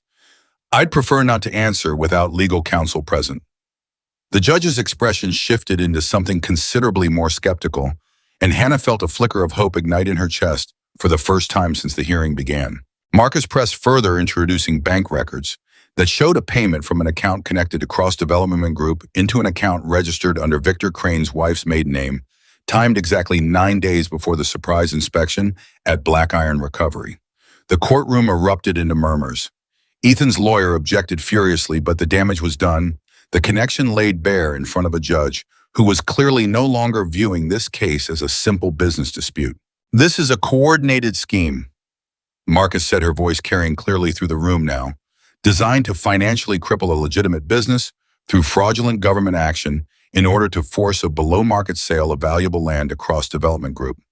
My client, Hannah Brooks, uncovered this scheme while working diligently to organize the scrapyard's records and has faced ongoing harassment and threats from Mr. Cross as a direct result of her discovery." The judge called for a recess, and Hannah sat frozen in her seat, heart pounding, watching Ethan across the courtroom as his composed mask finally began to slip something colder and angrier, flashing behind his eyes when he thought no one was watching closely enough to notice. He noticed Hannah watching, though, and for just a moment the mask dropped completely, revealing something Hannah had only glimpsed once or twice during their working relationship, something dark and vicious that had always terrified her more than any raised voice ever could have. She held his gaze anyway, refusing to look away, First, refusing to let 4 months of fear collapse her composure in the one moment that mattered most. When the hearing resumed, the judge's tone had shifted, entirely cool and pointed as he addressed both sides. "I'm denying the emergency injunction," he said, and Hannah felt the words hit her chest like a physical wave of relief so strong her eyes filled with tears she didn't bother hiding. The evidence presented raises serious concerns about the legitimacy of the underlying complaint that prompted this inspection. Furthermore, given the pattern of evidence suggesting coordinated fraud, I'm referring this matter to the district attorney's office for further investigation and recommending federal authorities be notified given the interstate financial transactions involved. The courtroom buzzed with reaction, and Hannah felt Mason's hand land gently on her shoulder from behind, a silent, steady acknowledgement of what they just accomplished together. But the victory, as satisfying as it felt in that single moment, wasn't the end. Hannah understood that even as relief flooded through her, watching Ethan's face contort with barely restrained fury before his lawyer pulled him quickly from the courtroom. Men like Ethan didn't accept defeat gracefully. They regrouped, they adapted, they found new angles.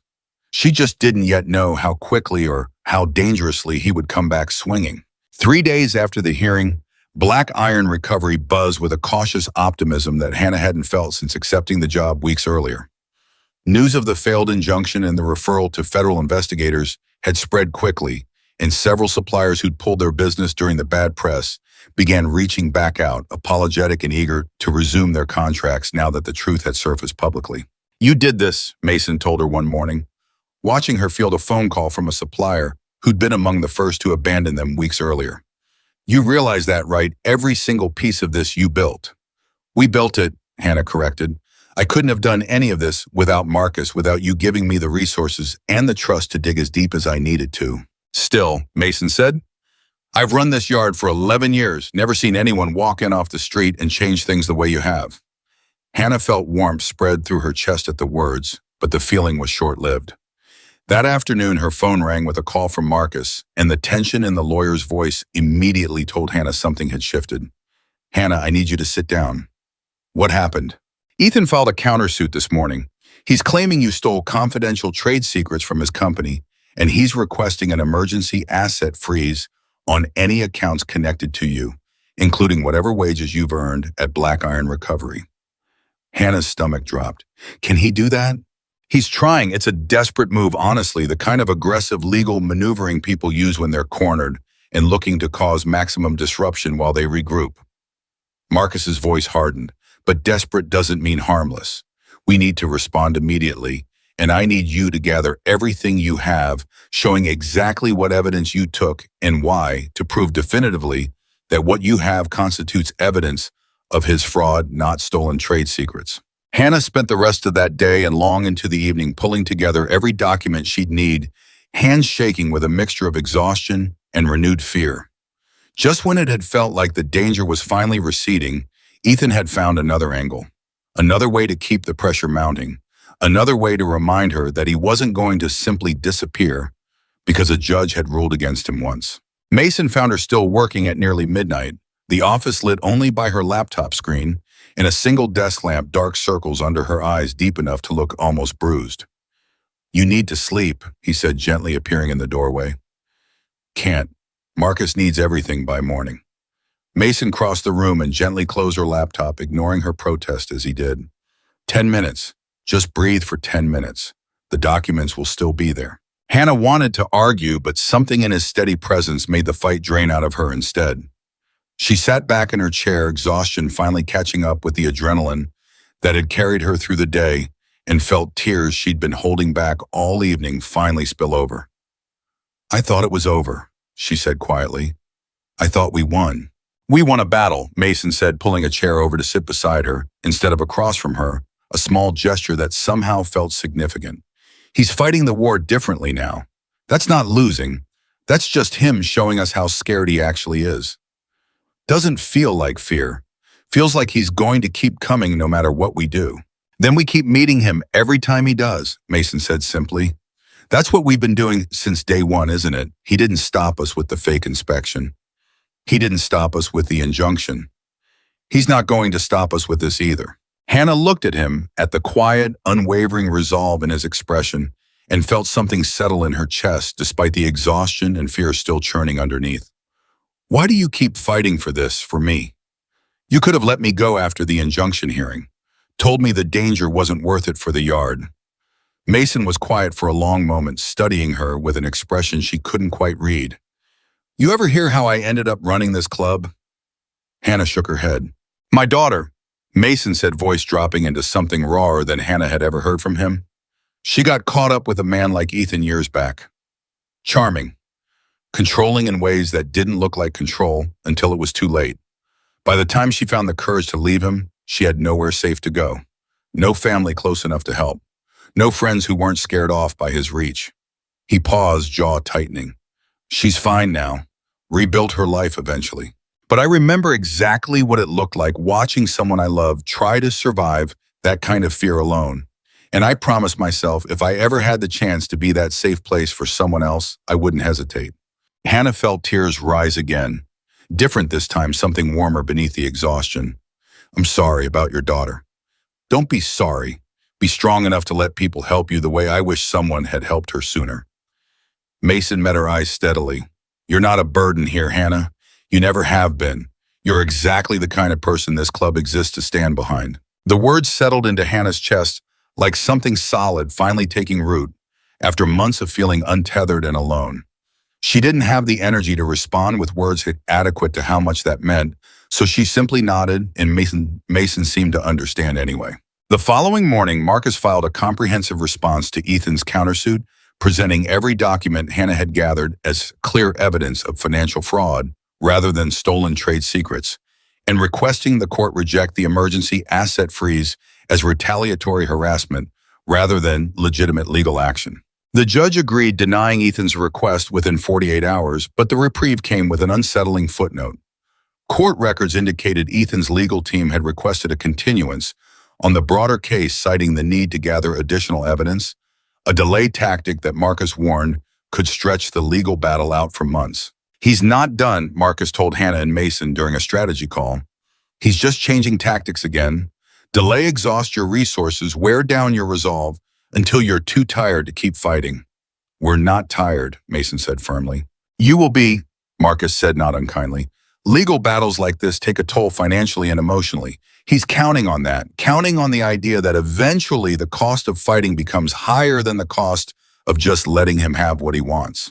Hannah felt the weight of that warning settle over her, but underneath the exhaustion, something else had taken root over the past several weeks, something steadier and more resolute than the fear that had defined her for months before arriving at Black Iron Recovery. He miscalculated, Hannah said quietly, surprising herself with the certainty in her own voice. Mason looked at her. How so? He thought if he made this yard suffer, if he made things difficult enough, I'd eventually feel guilty enough to give up and go back to protect people I care about.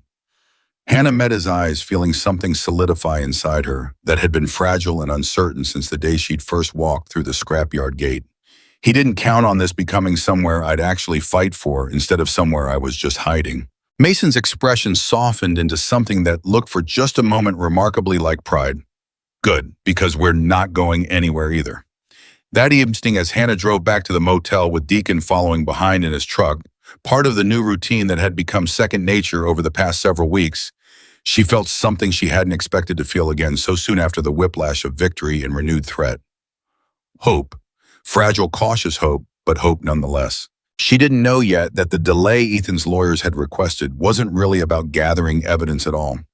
She didn't know that somewhere in that continuance, Ethan was quietly building something far more dangerous than another lawsuit, reaching out to contacts and calling in favors that would eventually bring the conflict crashing down, not in a courtroom, but directly onto the scrapyard's dusty ground, in a confrontation that would force every single person standing beside Hannah to prove exactly how far they were willing to go to protect her. She only knew, driving through the darkening Arizona evening, with Deacon's headlights steady in her rearview mirror, that whatever came next, she wasn't facing it the way she'd faced everything for the past 4 months. Alone. The continuance stretched it into 3 weeks of uneasy quiet, the kind of silence that felt less like peace and more like held breath. Hannah kept working, kept building the compliance systems that had transformed Black Iron Recovery's operations, but every day carried an undercurrent of waiting for the next blow to land.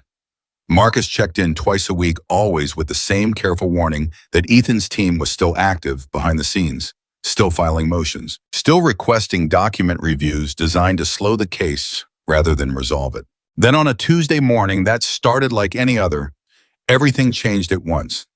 Hannah was elbow deep in a stack of vehicle titles when Grady burst into the office breathless, his face pale in a way she'd never seen on him before. "Mason, you need to come outside. Now." Something in his tone sent ice through Hannah's veins. She followed Mason out into the yard and what she saw stopped her breath entirely. A black SUV sat parked just inside the gate, engine off, and standing beside it was Ethan Cross himself, dressed impeccably despite the dust and heat, flanked by two men in suits who looked distinctly out of place among the scrap metal and motorcycles. He wasn't hiding anymore. He wasn't calling from unknown numbers or sending anonymous texts. He'd come in person, walked directly onto the property that had become Hannah's refuge, and the sheer audacity of it left her frozen for a moment before fury began burning through the fear. "You can't be here," Mason said, his voice carrying an edge sharp enough to cut steel, stepping forward with a stillness that somehow felt more threatening than shouting ever could. "This is still public property access technically," Ethan said smoothly, glancing around the yard with an expression of thinly veiled disdain, as if the mountains of scrap metal offended him personally. "I have every legal right to speak with a former employee about the return of stolen company property." "She's not going anywhere with you," Mason said.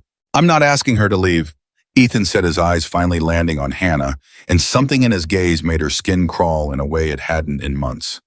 "I'm simply here to remind her that this delay only makes things worse for everyone involved.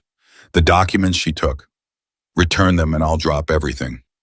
The lawsuit, the countersuit, all of it disappears. Otherwise, I promise you this becomes considerably more painful for every person standing in this yard right now." "Is that a threat against my club?" Mason asked, voice deceptively calm. "It's an observation about consequences." Ethan said that same reasonable tone he always used right before something terrible happened. "You have no idea the resources I have access to. Regulatory agencies, financial institutions, people who owe me favors I've been saving for exactly this kind of situation. I'd hate for the scrapyard to discover exactly how thorough I can be when someone refuses to be reasonable."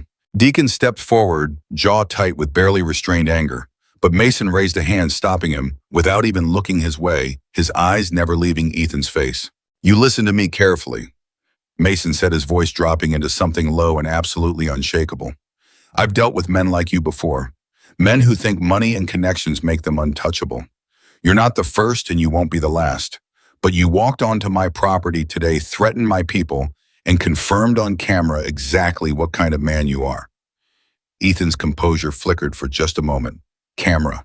Mason gestured slightly, and for the first time, Hannah noticed what she hadn't before: small security cameras mounted along the fence line and above the office door, all of them clearly active, red lights blinking steadily. "Every camera on this property has been recording since the day of that fake insurrection," Mason said. "Every visitor signs our logbook at the gate, dated and timed. You walked right past it without signing, which tells me you knew exactly what you were doing coming here uninvited."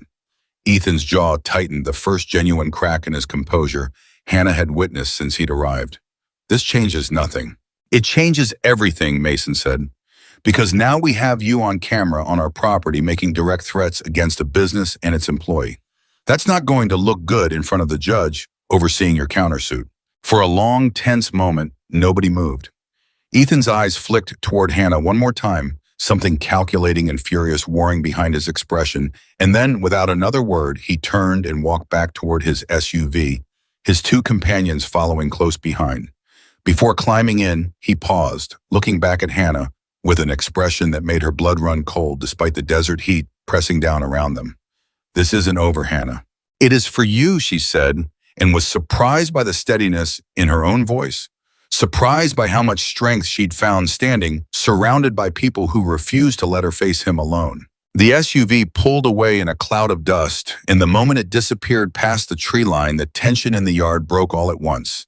Hannah's knees felt suddenly weak, adrenaline draining out of her system in a rush that left her swaying slightly on her feet. Mason caught her elbow, steadying her without comment. "You did good," he said quietly, "standing your ground like that. I was terrified. Didn't look like it. Looked like someone who's done being afraid. Didn't. Hannah wasn't entirely sure that was true, but something about the moment had shifted permanently inside her. Some final piece of the fear that had governed her life for months, finally beginning to loosen its grip.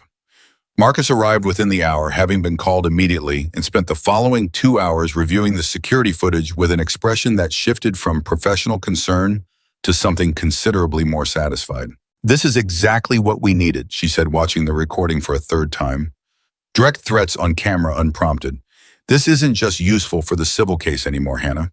This is the kind of evidence that gets criminal charges filed. Intimidation, harassment, possibly extortion, depending on how the language in his threats gets interpreted by a prosecutor." Criminal charges. Hannah repeated the words, feeling foreign in her mouth, after months of feeling like the only person who could ever be blamed for anything. "I'm filing this with the district attorney's office today," Marcus said, "along with everything else we've compiled connecting him to Victor Crane and the fraudulent inspection. Combined with the wire fraud evidence, this paints a picture of someone conducting a sustained campaign of harassment and financial crime. That's not something a good lawyer can talk away easily." Hope, cautious and fragile, began building in Hannah's chest again, though she'd learned by now not to trust it too completely. Ethan had shown repeatedly that setbacks only made him more dangerous rather than less. She wasn't wrong to remain cautious. 4 days later, Hannah received a phone call from Marcus that carried a different energy entirely, something urgent and serious in a way that immediately set her on edge. "The FBI's involved now," Marcus said without preamble. "The wire fraud evidence triggered federal interest given the interstate nature of the transactions. They've opened a formal investigation into Ethan's business dealings, and they want to interview you." Hannah's heart pounded. "The FBI wants to talk to me. You're a key witness, Hannah, possibly the most important one they have. Your documentation, your firsthand knowledge of his business practices, all of it matters enormously to building a case that goes beyond what we've been able to accomplish through civil court." The interview took place 3 days later in a sterile conference room that Hannah found simultaneously intimidating and oddly calming. 2 federal agents asking careful, methodical questions that echoed the same patient thoroughness she'd applied to her own investigation months earlier. She walked them through everything the fraud she'd discovered at her old job, the documents she'd taken as evidence rather than theft, the pattern of harassment that had followed her to Arizona, the shell company connections she'd traced through Black Iron Recovery's compromised records. Agent Patricia Ruiz, the lead investigator, studied Hannah's compiled documentation with an expression of genuine impressed surprise. "This is remarkably thorough work, Ms. Brooks. Most witnesses bring us fragments. You've built us nearly a complete case." "I had a lot of time to be thorough," Hannah said quietly, "and a lot of reason to make sure nobody could ever call me a liar again." The investigation moved quickly, after that federal resources accelerating the process in ways the civil case never could have accomplished alone.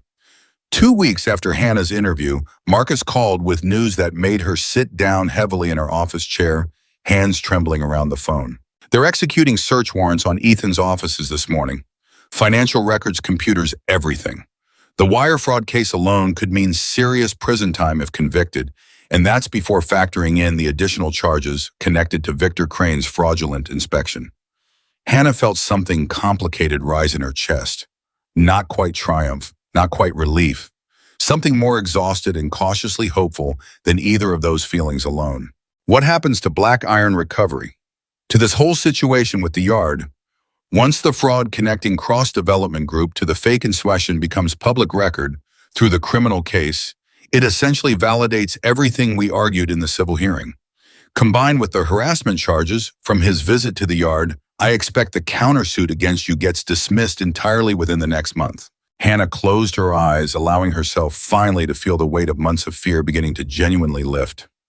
That evening, she found Mason in the yard watching the sunset paint the mountains of scrap metal in shades of orange and gold, and she told him everything Marcus had shared. "Federal charges," Mason said, shaking his head, slowly, something like wonder in his expression. "Never thought I'd see the day some Wall Street type got taken down by a woman with a spreadsheet and a scrapyard full of bikers backing her up." Hannah laughed, genuine and unguarded, a sound she hadn't produced in longer than she wanted to calculate. "Never thought I'd see the day either. How's it feel?" Hannah considered the question seriously, looking out over the yard that had transformed from a chaotic mess into something orderly and functional, under her hands at the bikers moving between stacks of metal in the fading evening light at Mason, standing beside her with an expression that had shifted somewhere along the way from cautious assessment to genuine warmth. Feels like maybe I finally found somewhere safe enough to stop running, she said. Mason nodded slowly. That's the whole point of a place like this. Somewhere safe enough to stop running and start living. The following weeks brought a cascade of developments that Hannah tracked with a mixture of vindication and lingering disbelief. Victor Crane, facing federal charges alongside potential state prosecution for accepting bribes, agreed to cooperate with investigators in exchange for a reduced sentence, providing testimony that further solidified the case against Ethan and revealed the full scope of the scheme. 3 other businesses across 2 counties that had suffered similar fraudulent inspections, all timed to benefit Cross Development Group's acquisition strategy. Ethan's lawyer attempted several last-minute maneuvers, filing motions to suppress evidence, challenging the jurisdiction of the federal investigation, requesting delays that Marcus fought back against with the same tireless precision she'd brought to every stage of the case. But the evidence Hannah had compiled, combined with the security footage from his threatening visit to the yard and the federal wire fraud investigation, proved too comprehensive to dismantle. 6 weeks after the FBI raid on his offices, Ethan Cross was formally indicted on multiple federal charges, including wire fraud, bribery of a public official, and interstate harassment. Hannah received the news from Marcus during a phone call she took standing in the middle of the scrapyard, surrounded by the sounds of metal being sorted and motorcycles idling, and felt something in her chest finally, truly release after months of carrying tension she'd almost forgotten wasn't a permanent condition. It's really over, she said more to herself than to Marcus. The legal process still has a ways to go, Marcus cautioned. Trials, potential plea, negotiations, all of that takes time. But the threat he posed to you directly, the harassment, the intimidation, that's effectively neutralized. He's facing enough federal scrutiny now that he won't have the resources or the freedom to continue targeting you or this scrapyard. Hannah lowered the phone slowly after the call ended, standing in the golden afternoon light with tears streaming down her face, unable to fully process the magnitude of what those words meant after 4 months of running. 3 months of quiet fear, even after finding refuge in weeks of legal battles that had tested every reserve of strength she possessed. Deacon found her like that, crying in the middle of the yard, and for a moment his expression shifted to alarm before Hannah managed a watery laugh and shook her head. Good tears, she clarified. It's over, Deacon. Actually over. His face broke into a wide grin, and he let out a whoop that carried across the yard, drawing attention from every biker within earshot. Within minutes, word had spread, and the entire crew gathered around Hannah in a loose celebratory cluster, Grady clapping her on the shoulder, someone producing a bottle of something to toast with despite it being barely 3 in the afternoon. Mason arrived last, having heard the commotion from the office, and when his eyes met Hannah's across the small crowd, something passed between them that felt significant, an acknowledgement of everything they'd built together over the past several months, from a desperate job interview to a genuine partnership that had weathered fraud investigations, legal battles, and direct confrontation with real danger. Told you, he said simply, walking over. Told you this could be somewhere safe. You did, Hannah agreed, wiping tears from her cheeks even as new ones threatened to replace them. I didn't believe you at first. Didn't think I was allowed to believe in something like that anymore. And now, Hannah looked around at the yard, at the bikers celebrating around her with a genuine warmth that had nothing to do with obligation and everything to do with the family they'd quietly become over months of shared work and mutual protection, and felt something settle into place that had been missing for longer than she wanted to admit, even to herself. Now I believe it, she said. Now I actually believe it. That evening, Mason called an impromptu gathering at the yard, bikers and their families arriving with food and drinks, transforming the space that had once intimidated Hannah into something that felt for the first time genuinely celebratory. She sat at a picnic table someone had dragged out from storage, surrounded by people who'd become far more than coworkers over the past several months, and allowed herself finally to simply enjoy a moment without the weight of fear pressing down on her chest. Grady's wife, a warm woman named Diane, who Hannah had met only briefly before, sat down beside her with a plate of food and a knowing smile. Grady's told me about everything you've done for this place. The records, the fraud investigation, standing up to that man who came here, threatening everyone. I didn't do it alone. Hannah said, watching Mason across the gathering, laughing at something Deacon had said, looking more relaxed than she'd seen him since the day she'd first walked through the gate. Nobody around here does anything alone, Diane said, following her gaze with a knowing look that made Hannah's cheeks warm slightly. That's sort of the whole point. As the evening deepened into night, string lights someone had rigged up along the fence, casting a warm glow over the gathering. Hannah found herself standing beside Mason near the edge of the celebration, both of them quiet for a moment, watching the warm chaos of the party unfold around them. "Can I ask you something?" Hannah said. "Go ahead." "That first day, when I asked if you paid every Friday, what made you decide to actually hire me? You said yourself 6 people had already quit that week." Mason considered the question for a long moment, studying the party in front of them before answering. "You didn't ask for sympathy, didn't try to sell me some story about why you deserve the job more than anyone else. Just asked a practical question and made it clear you'd earn your keep." He glanced at her sideways. That kind of quiet determination, you don't see it often. Figured someone with that much steel in them deserved a chance, even if the job was ugly. "Best decision either of us ever made," Hannah said softly. "Might be." Mason agreed, something warmer than usual coloring his voice. The following weeks settled into a rhythm that felt for the first time in longer than Hannah could remember genuinely peaceful.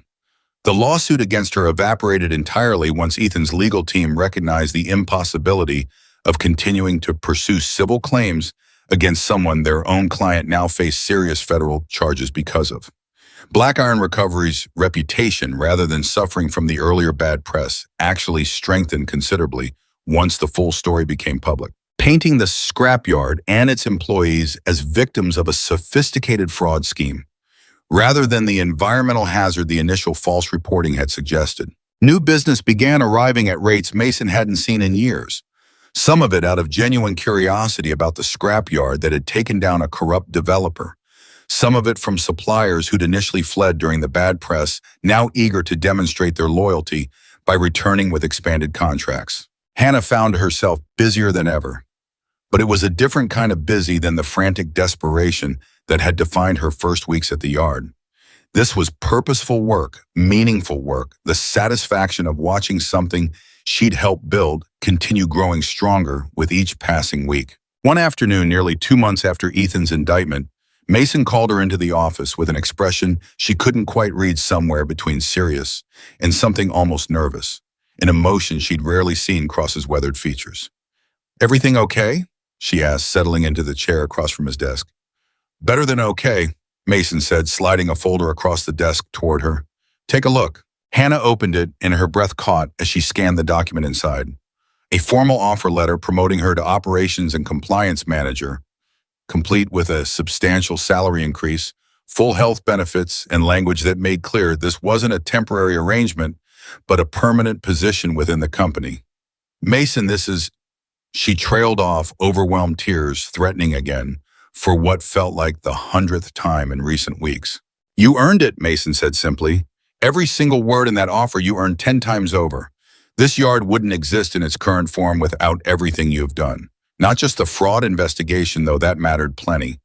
The systems you built, the way you transformed how we operate, that's going to benefit this place for years to come." Hannah looked up at him, at the genuine warmth and respect in his expression, and felt something that had been missing for so long finally completely settle into place.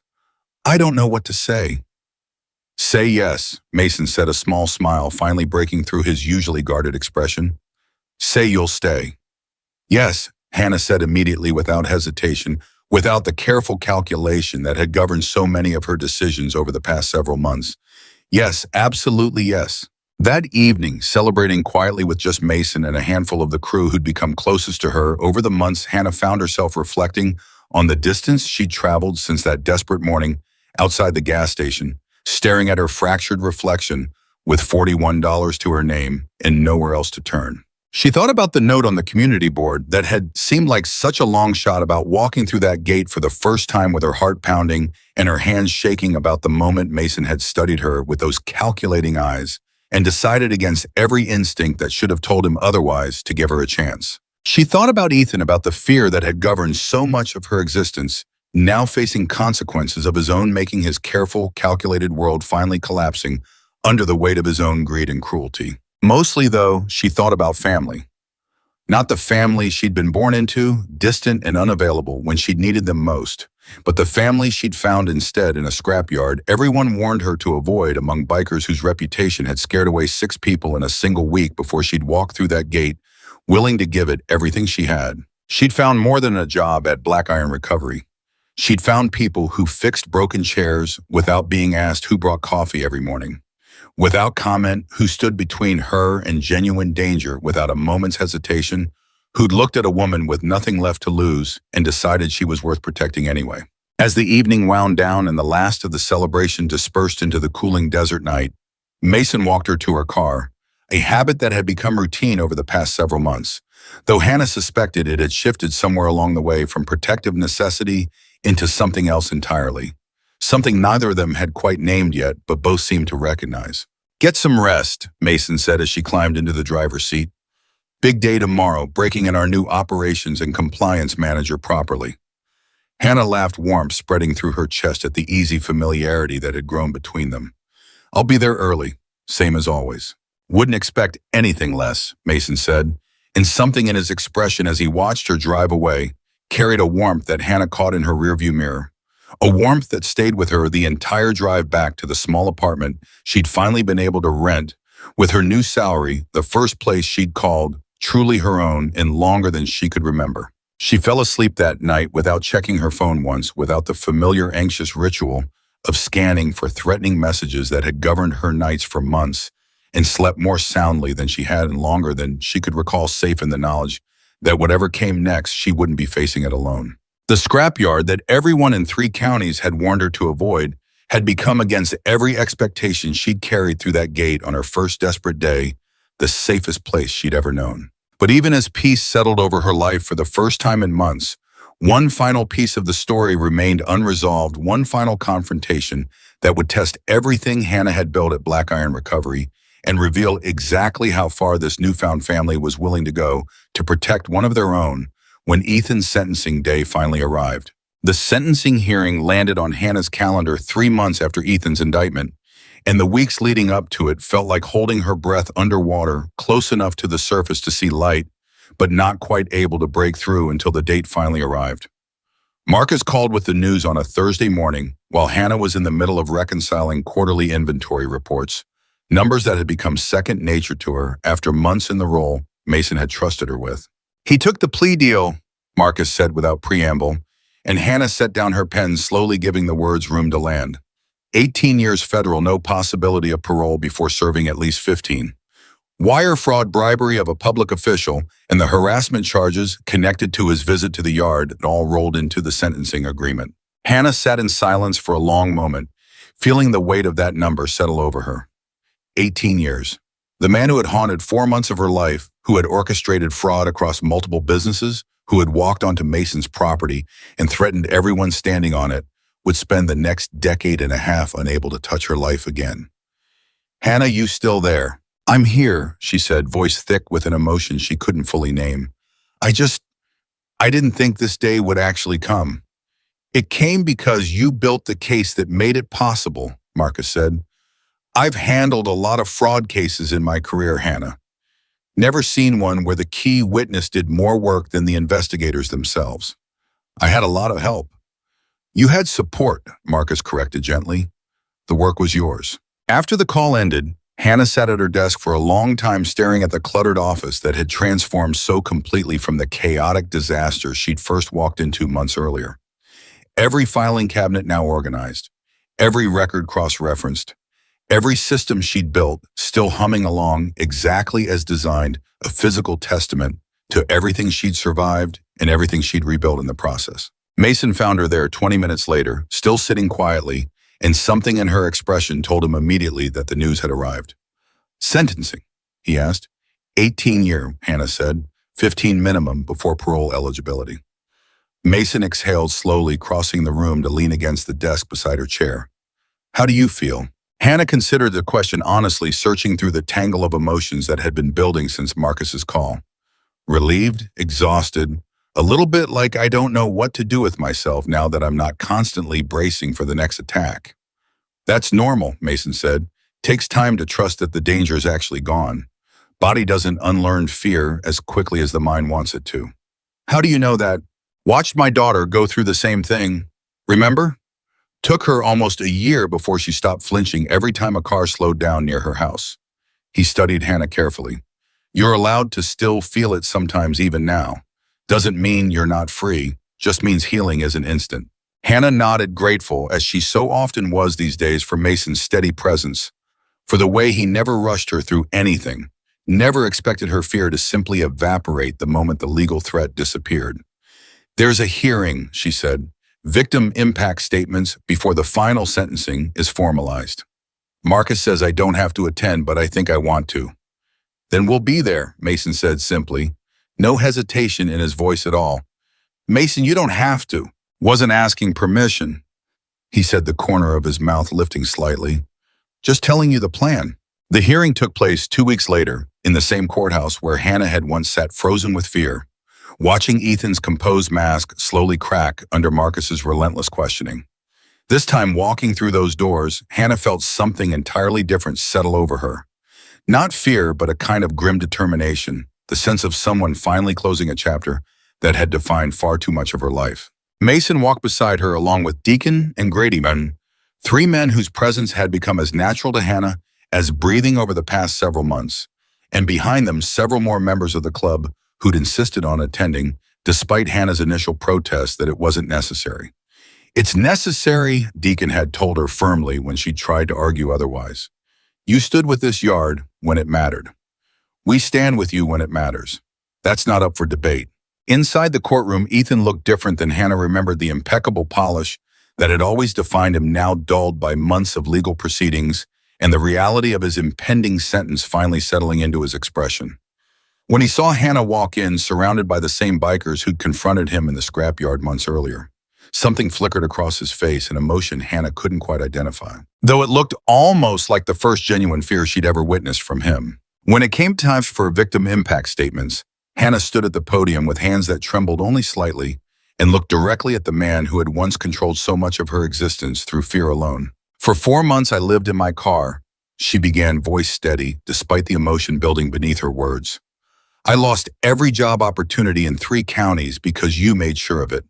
I slept with one eye open, jumped at every unfamiliar sound, and genuinely believed I might never find anywhere safe again. She paused, glancing briefly at Mason before continuing. But you made a mistake, Mr. Cross. You assumed that isolating me, making me desperate enough to accept the one job everyone else was too afraid to take, would leave me vulnerable and alone. Instead, you sent me somewhere I found real strength, real family, people who looked at someone with nothing left to lose and decided I was still worth protecting. Her voice grew firmer, stronger, carrying clearly through the silent courtroom. You spent years building an empire on fraud and fear, believing that money and connections made you untouchable. You were wrong. The very people you assumed would be too rough, too intimidating, too far outside respectable society to matter are the ones who helped bring your entire scheme crashing down. I hope during the next 15 years you have plenty of time to understand exactly how badly you underestimated the people you tried to destroy. Hannah stepped away from the podium to a courtroom that had gone completely silent, and as she walked back to her seat, she caught Mason's eye, saw something fierce and proud reflected there that settled deep into her chest like something solid finally locking into place. The judge formalized the sentence without further ceremony, 18 years federal with 15 mandatory before any parole consideration, and just like that, the legal battle that had consumed months of Hannah's life reached its final definitive conclusion. Outside the courthouse, standing in the bright Arizona sunshine, Hannah felt something she hadn't expected, a kind of quiet, settled peace that went deeper than simple relief. It's really over, she said mostly to herself. It's really over. Mason confirmed, standing beside her with an easy confidence that had become as familiar to her as her own reflection. What do you want to do now? Hannah considered the question. Really considered it, aware for the first time in longer than she could remember that she had genuine freedom to choose an answer without fear dictating her options. I want to go back to work, she said, and laughed at her own answer, surprised by how genuinely happy the thought made her. I've got quarterly reports to finish. Mason laughed, too warm and genuine. That's my girl. The words hung between them for a moment, carrying weight neither of them had quite named yet, and Hannah felt her cheeks warm slightly under his gaze, something shifting in the air that had been building quietly for months beneath the surface of their working partnership. Life at Black Iron Recovery settled into a new rhythm. Over the following months, one defined not by crisis and survival, but by genuine growth and stability. The systems Hannah had built continued strengthening the yard's operations, and word of the scrapyard's role in exposing a major fraud scheme brought a steady stream of new business. Curious customers who'd read about the case in local papers. Suppliers eager to align themselves with a business that had proven its integrity under genuine pressure. Insurance audits that had once been the sources of dread became straightforward formalities. The meticulous records Hannah maintained, making every review process smooth and efficient. State inspectors, when they visited for routine compliance checks, began openly praising the yard's documentation as a model other businesses should study, a stark contrast to the fraudulent inspection that had once threatened to destroy everything. 6 months after the sentencing, Mason called Hannah into his office on a Friday afternoon, and something in his expression carried a familiar, nervous energy that immediately caught her attention. "Everything okay?" she asked, settling into the chair across from his desk, the same chair she'd sat in during that first desperate interview so many months earlier. "Better than okay," Mason said, though his hands fidgeted slightly with a folder on his desk in a way that seemed uncharacteristic for a man usually so composed. "I wanted to talk to you about something. Business-related, but also not entirely business-related." Hannah raised an eyebrow, curiosity piqued. "That's an interesting way to start a conversation." Mason exhaled slowly, and for the first time since Hannah had known him, he seemed genuinely uncertain about how to proceed. "This yard, everything it's become over the past year, that's because of you. The systems, the reputation, the growth we've seen. None of that happens without what you built here. We built it together," Hannah said, echoing the same correction she'd offered him months earlier. "Maybe," Mason allowed, "but that's not really what I wanted to talk about." He paused, studying her carefully. "Hannah, you've become more than just an employee to this place. More than just an employee to me. I think you probably know that already." Hannah felt her heart rate pick up slightly, understanding where the conversation was heading, even as part of her remained cautiously guarded old instincts from months of fear taking time to fully release their grip even now. "I know," she said softly. "I'm not good at this kind of thing." Mason admitted something almost boyish in his expression, despite his 57 years and weathered features. "Haven't tried in a long time, honestly. But I think you deserve to know that what's grown between us over this past year, at least on my end, it's real. And I'd like the chance to see where it goes if you're willing." Hannah felt tears building different from every other time she'd cried over the past year, these carrying warmth instead of exhaustion or fear or relief. "I'd like that too," she said. "I think I've known for a while now." Mason's expression broke into a genuine smile, the kind Hannah had only glimpsed rarely over their months working together, and something settled between them that felt like the natural culmination of everything they'd built since that first desperate interview when Hannah had asked nothing more than whether the job paid every Friday. Their relationship developed slowly after that conversation, careful and unhurried, built on the same foundation of trust and mutual respect that had defined their working partnership from the very beginning. The bikers, when they eventually noticed the shift, greeted the development with a mixture of teasing affection and genuine happiness for both of them. Deacon, in particular, taking every opportunity to make good-natured jokes that left Hannah blushing and Mason rolling his eyes with obvious fondness. A year after Hannah had first walked through the gates of Black Iron Recovery with $41 to her name and nowhere else to turn, the Scrapyard held a celebration unlike anything the property had witnessed before. Officially, it marked the anniversary of the yard's transformation into one of the most respected recycling operations in southern Arizona.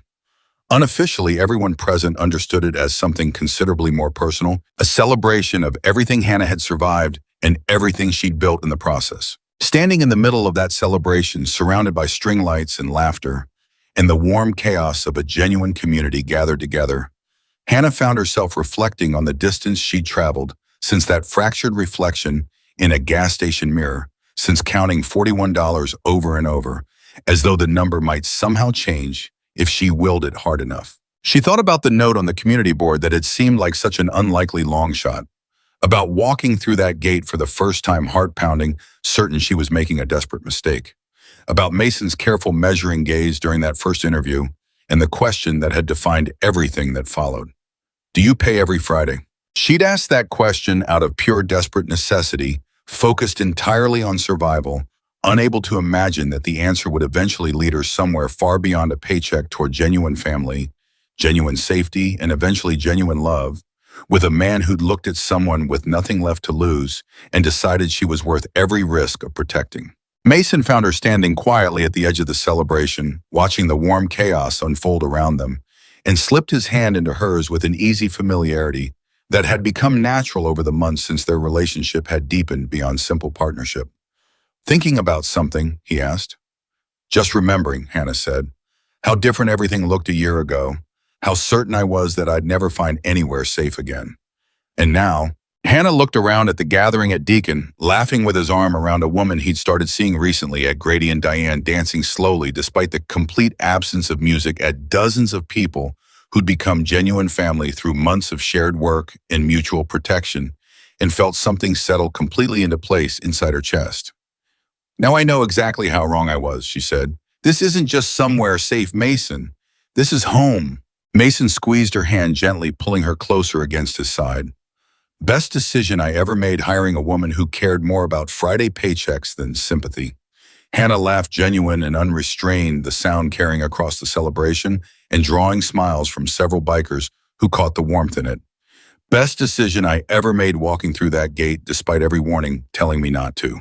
The scrapyard that had once terrified an entire community, that 6 people had abandoned within a single week, that Hannah herself had approached with trembling hands, and a stomach full of dread, had become something entirely different under her careful hands and Mason's steady leadership.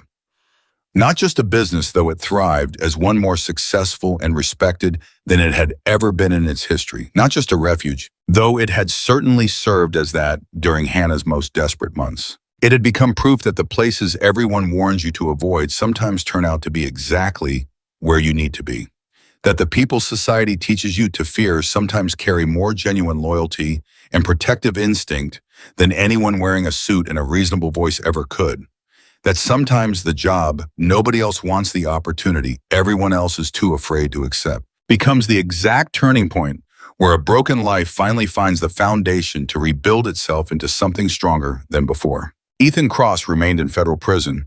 His empire of fraud and manipulation dismantled entirely, his name now synonymous in business circles with the exact kind of corruption he'd once believed himself too clever and too protected to ever face consequences for. He would spend the next 15 years at minimum with nothing but time to reflect on how thoroughly he'd underestimated the woman he'd tried to isolate and control, and the family of bikers who'd refused to let fear win. Hannah Brooks, meanwhile, stood in the golden evening light of the scrapyard that had saved her, surrounded by people who'd chosen her as family, beside a man who'd looked past every warning and seen exactly who she was capable of becoming, and understood with absolute certainty that her story hadn't ended with survival. It had only just begun with everything survival had made possible. She had built a life from nothing, brick by careful brick, the same way she'd once built order from chaos in a cluttered office full of forgotten paperwork. She had proven beyond any doubt that the strength required to survive fear and rebuild afterward was never something anyone needed to be given.